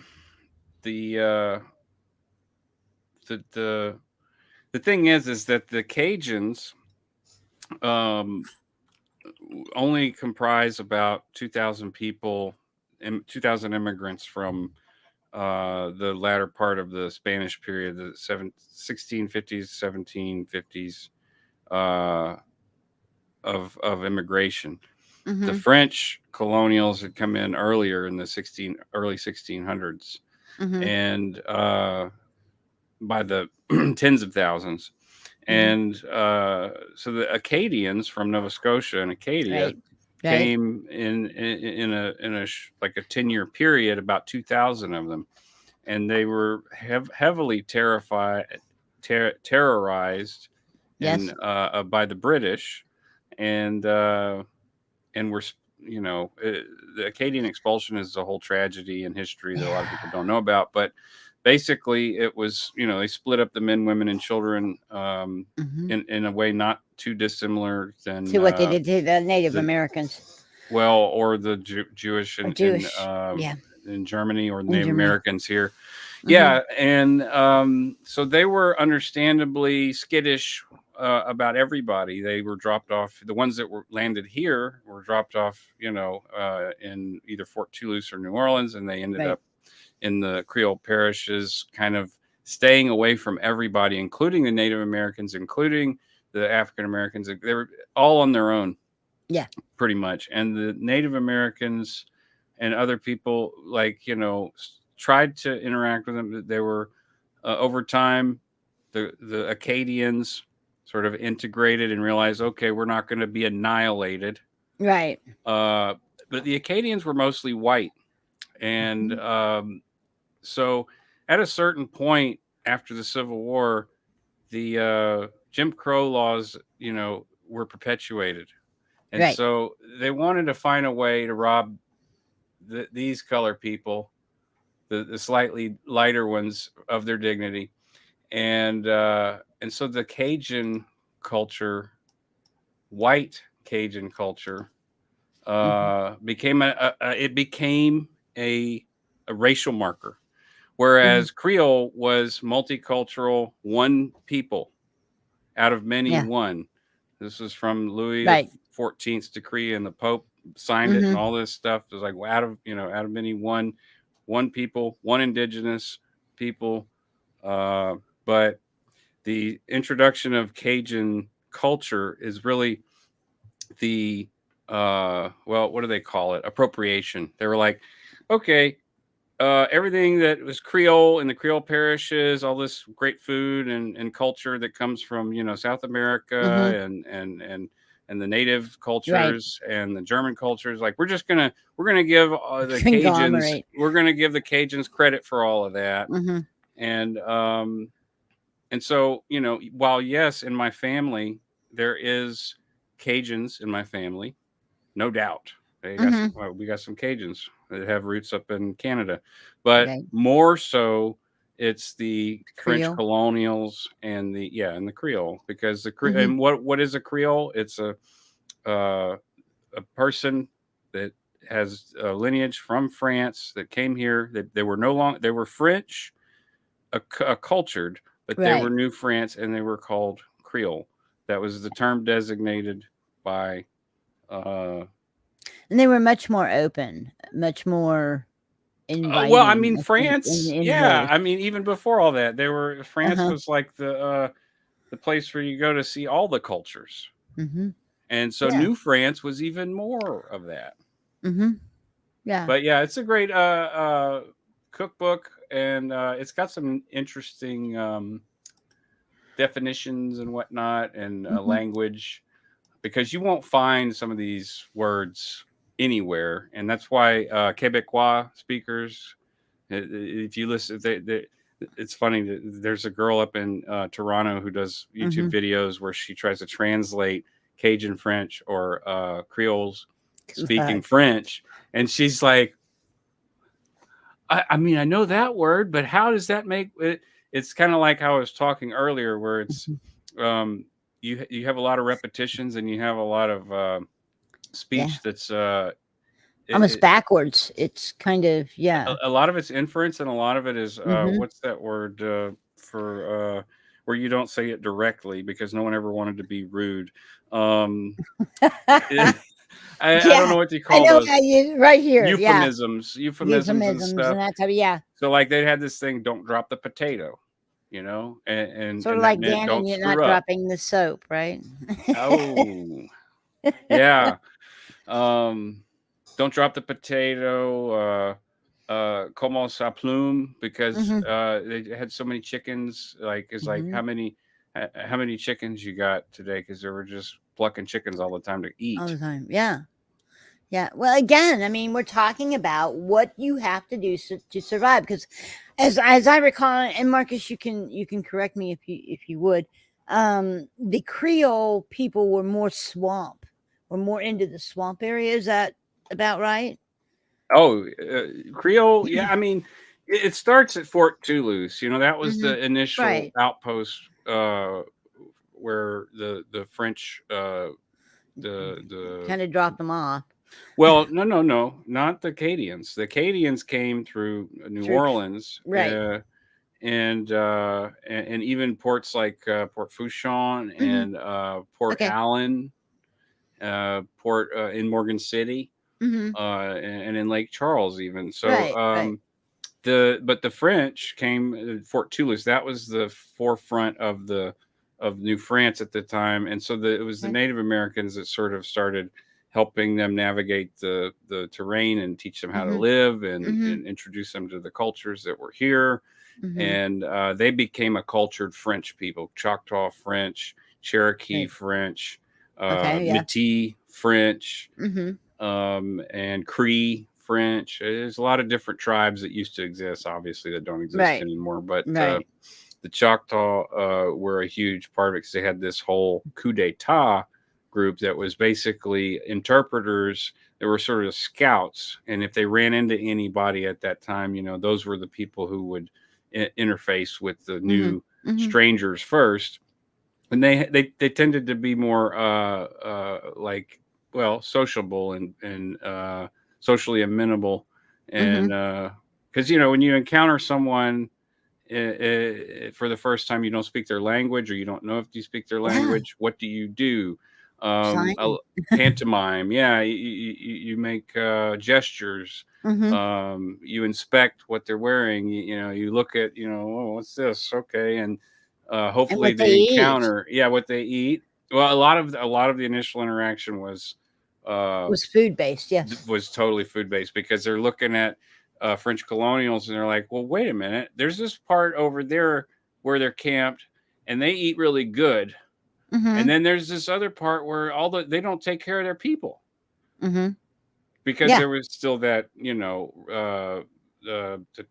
caste almost system. And they did have, there was prejudice in built in that. Sure, they had slaves. But the slaves had rights, which was kind of weird. But they had a caste system of some kind. So they went over there like, what is wrong with you people? However, they communicated it, and they started helping them grow food. Yeah, and again, if you're out in an area where the things that are available to you, that's how different cuisines come about, because what's available in that area is the ingredients you use to form that cuisine. So you're looking at a group of people who basically grew up in a swamp, so they or lived in the swamp. So you got the mud people. You got things like crawfish.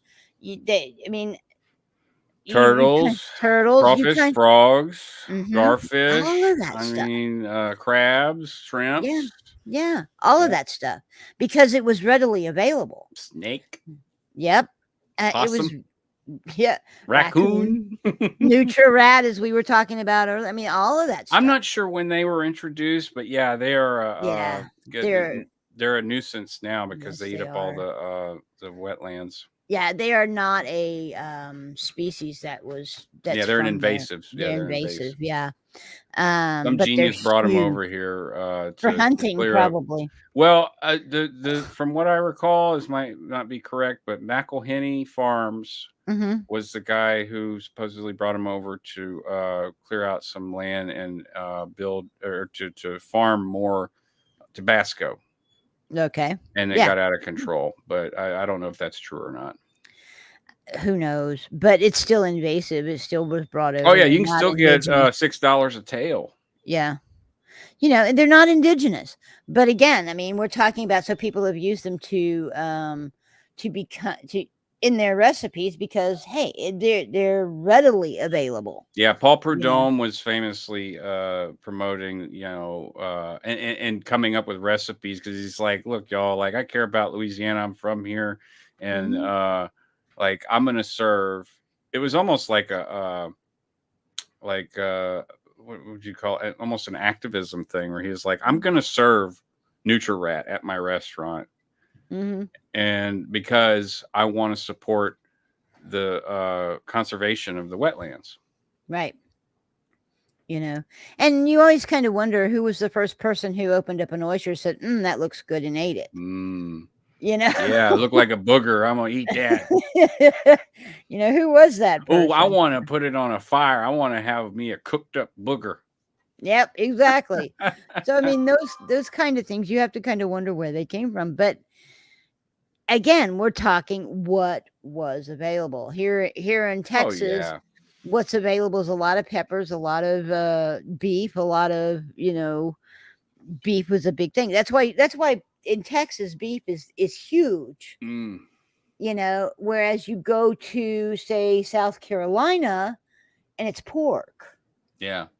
Okay. Mhm. So it's what's readily available. What can you survive on? And that's where different cuisines come along. Pigs were really big here too. The Couchon de Yeah, Lays, yeah. I mean, and then they would cook up they'd bleed a pig, Mhm, you know, they just a wild hog. They go mhm, catch one. Hey, we got a wild hog, and then they bleed it, and then they cook up all the cracklings. They do a Couchon de Lait, mhm. um, and then whatever meat's left over, they just go start bringing it to Bring people it to to people. eat.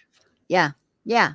You know, I mean, the big thing that happens a lot here, and probably in Louisiana as well, is that if somebody hits a deer, they automatically call the game Game warden, warden.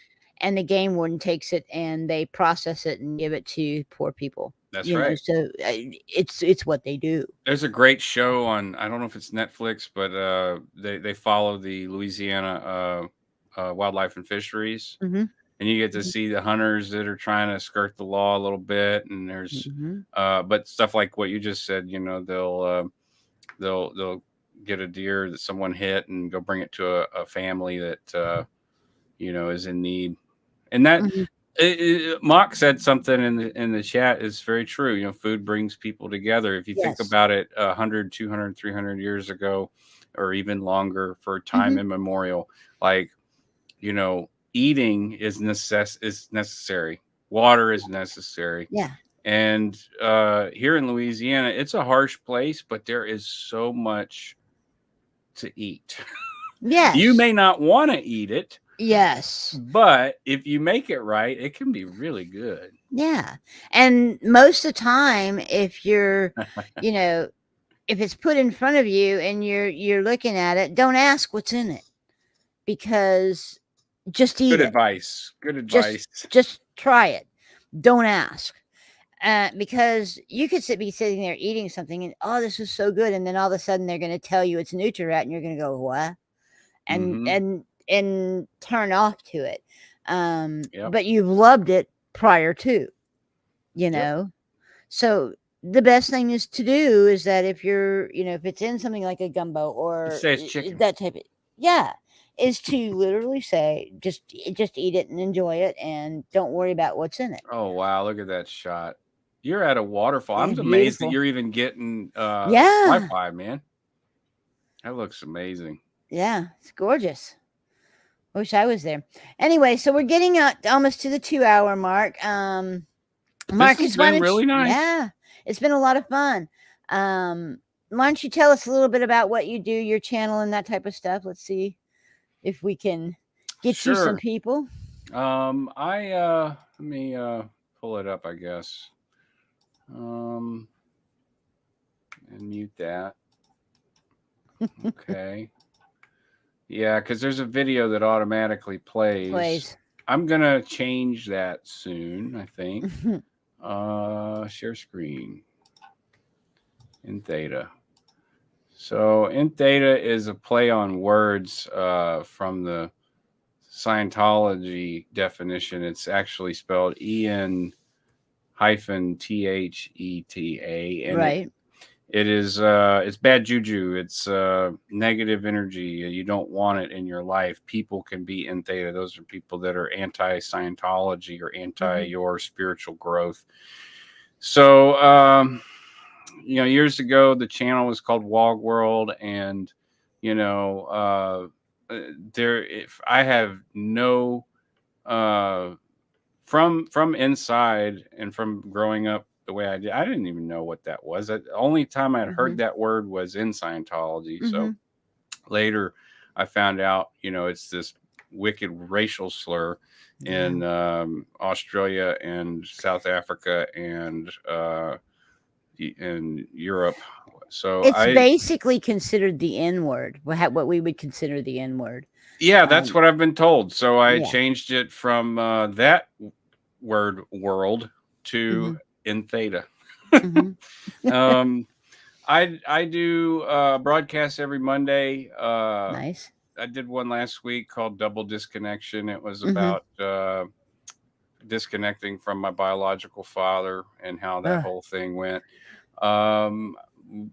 I do that every Monday. All these are self-analysis. I need to redo the thumbnails, but what that is it's me going through my old videos that I started publishing in 2015 when I so from 2012 to 2015 I was doing my doubt condition. I was still in my mind, I was still in the prison of belief, or whatever, how Lawrence Wright describes it in Going Clear. Going Clear was a huge thing that, in addition to Mike leaving.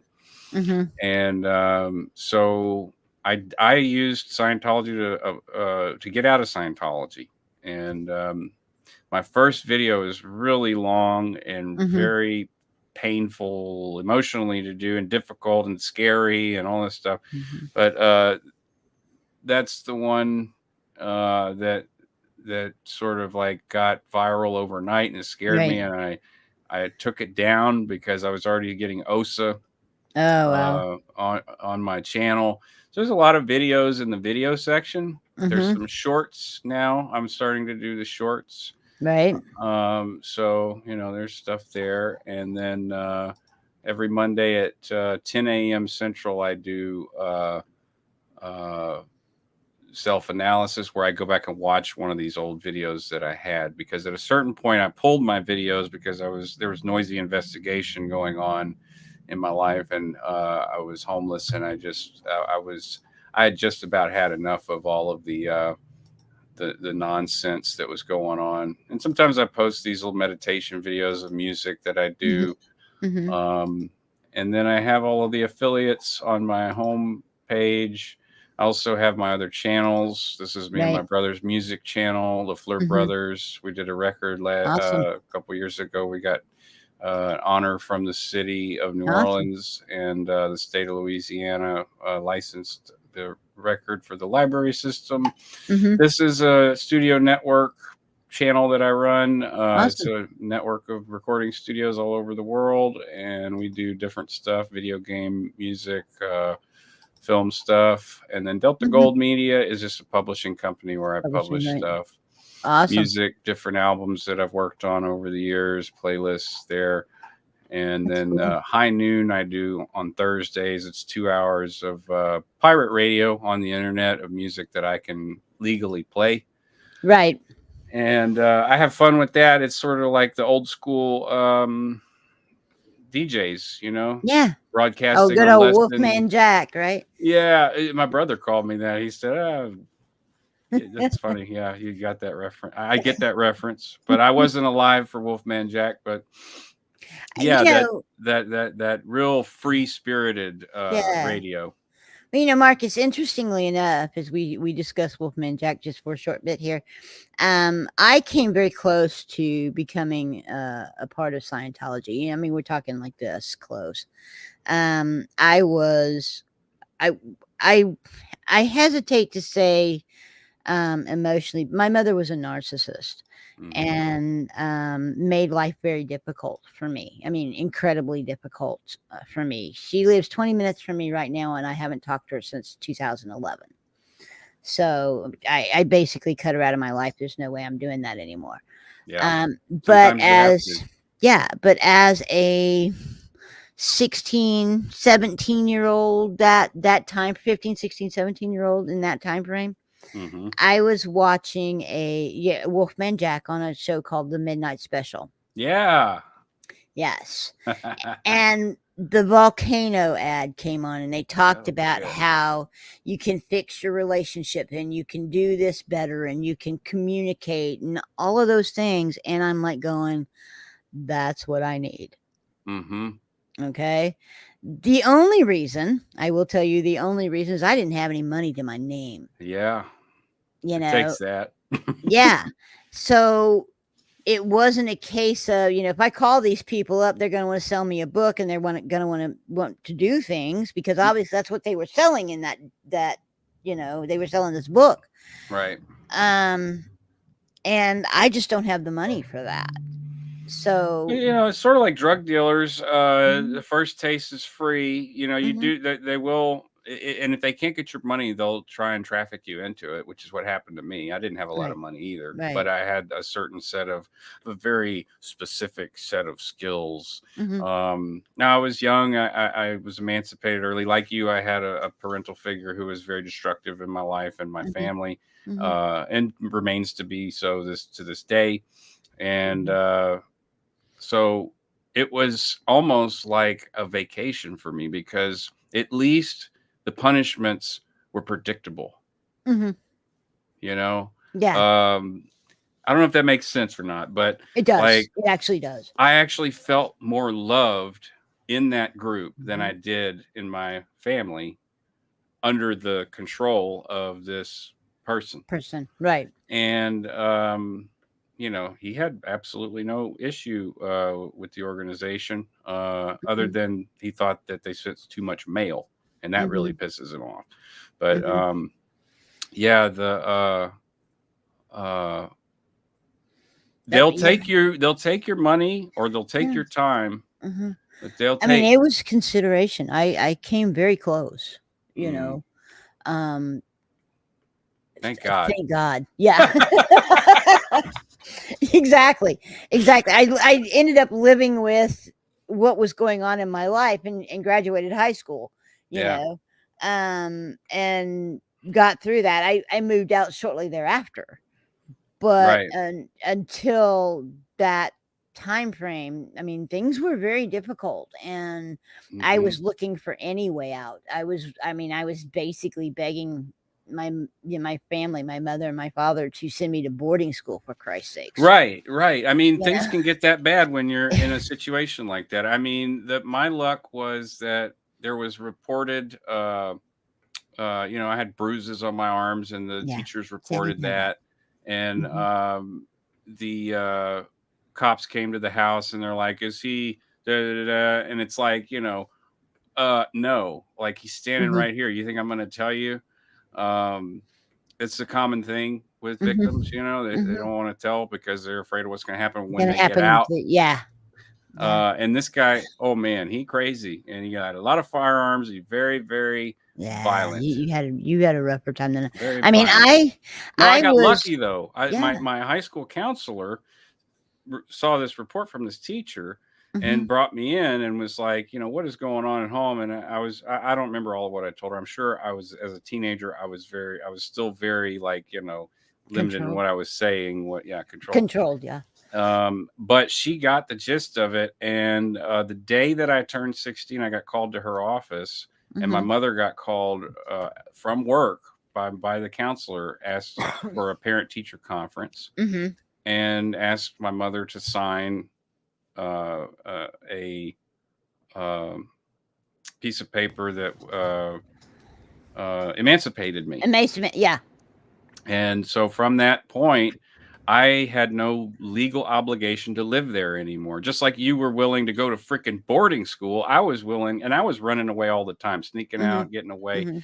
And this was like, oh my God, like someone actually cares. But at the same time, I'm 16 and I can't get a full-time job. How am I gonna, I went from couch to couch until I was able to get a place with a friend, got my GED, focused really hard on music, read tons of books about audio engineering, apprenticed and worked under studio engineers that would allow me to go hang out in their studios. Right. And ended up in Nashville in 99, 2000, and was a young professional working in. We were in Nashville at the same time. Were we? Yeah, I lived in Cookeville. Okay, I was in Antioch.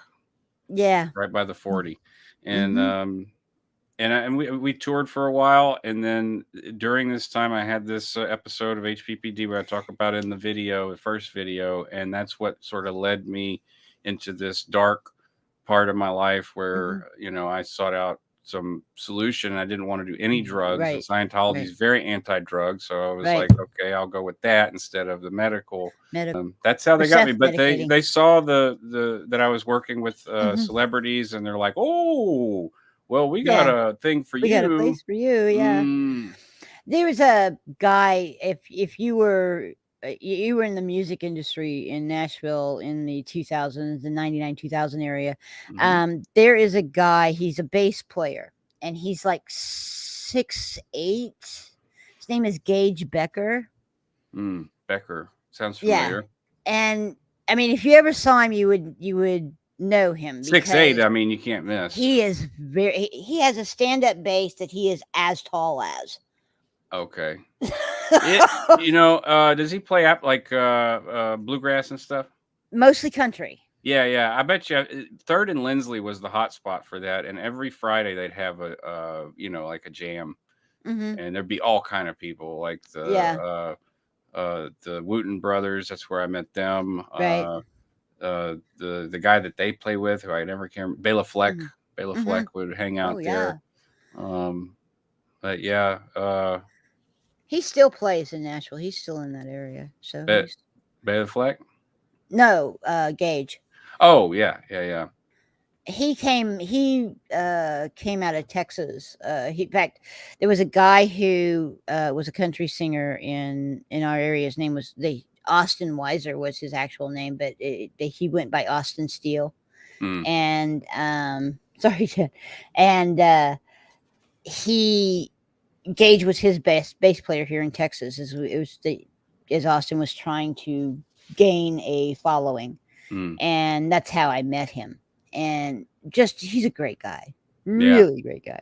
I miss the weather. I miss a lot of things about Nashville. I've dreamed about retiring there, but the food. I have to open a restaurant. I just everywhere I've lived, there's nothing compares. Nothing. I gotta get nothing stands out. It's like, what is the food in this area? Is what I remember. Yeah, I mean, no disrespect to any other states or anything. Agreed. It's just, I grew up here. You might experience the same thing if you came down here. I mean, I doubt it, but. It was like the thing that I found in Nashville, honest to God, that was Nashville, was this hot chicken. Yeah. But yeah, I lived there for about 7 years. I lived in Cookeville for about 7 years. So, right on. I love the weather up there. I love the people beautiful. up there. And they're friendly. The one thing in Cookeville that I discovered, that area, is that now you have to understand, I came from Texas where everybody knows everybody, and I had been working as a veterinary technician, a veterinary assistant, and knew a lot. The vet that I worked for, we worked in an emergency clinic, so I knew and had seen a lot and had to do a lot. And I seemed to intimidate the vets in the area by what I knew, and I got comments about, well, you're overqualified, and I'm like going, look, my husband's a truck driver, he makes really good money, I'm doing this to get the frick out of the house. I don't care what you pay me, but look what you get for free, right? And I really think I just intimidated them by what I knew because of how that had gone on. So it I can relate. it became sort of if you weren't from there, you were an outsider. While we're friendly to you, you're still an outsider. Yeah. That was kind of what I got from being there. But yeah, we were there about the same time because it was 99, 98, 99, 2000. In fact, I moved there in 98. What a trip. Yeah. What a trip. Like, there's a possibility if you ever went to Opry Mills that you passed in front of me at all the time. Yeah, because All the time. when I wasn't on the road, I started out on the road with my friends, and then I ended up on the road with United Artists. Small world, isn't it? Yeah, it really is. When I was on the road with my friends, I worked at a smoothie place in the Opry Mills Mall. Mm-hmm. We went to Opry Mills a lot because that's where you went. Yeah, back then, it's just where you went. You could see performances. They had the little recording. The guy that had the micro recording studio where you could go do your karaoke and record it. Like I knew that guy. I was in a band with his wife. I did a karaoke piece in that very studio. That is ripped out, man. Yeah, really cool. Small world. It's world. Been really, really nice visiting with you. You and as Chad. Well, and Chad and Joe and Poet. Poet. So we're gonna wrap this up here, guys. We've been talking about a lot of things. We'll do this again. Sure. And maybe we'll just sit and talk about general stuff instead of. We don't have to talk about food all the time on Food Talk. We can talk about do whatever you want. It's your whatever space. we want. Exactly. So Clearwater Chad has his channel. Please make a trip over to Clearwater Chad's. Go over to Marcus the In Theta. Did you dye your hair, Chad? Did I dye my hair? No. Okay. Maybe the sun is making it look different. It looks dark.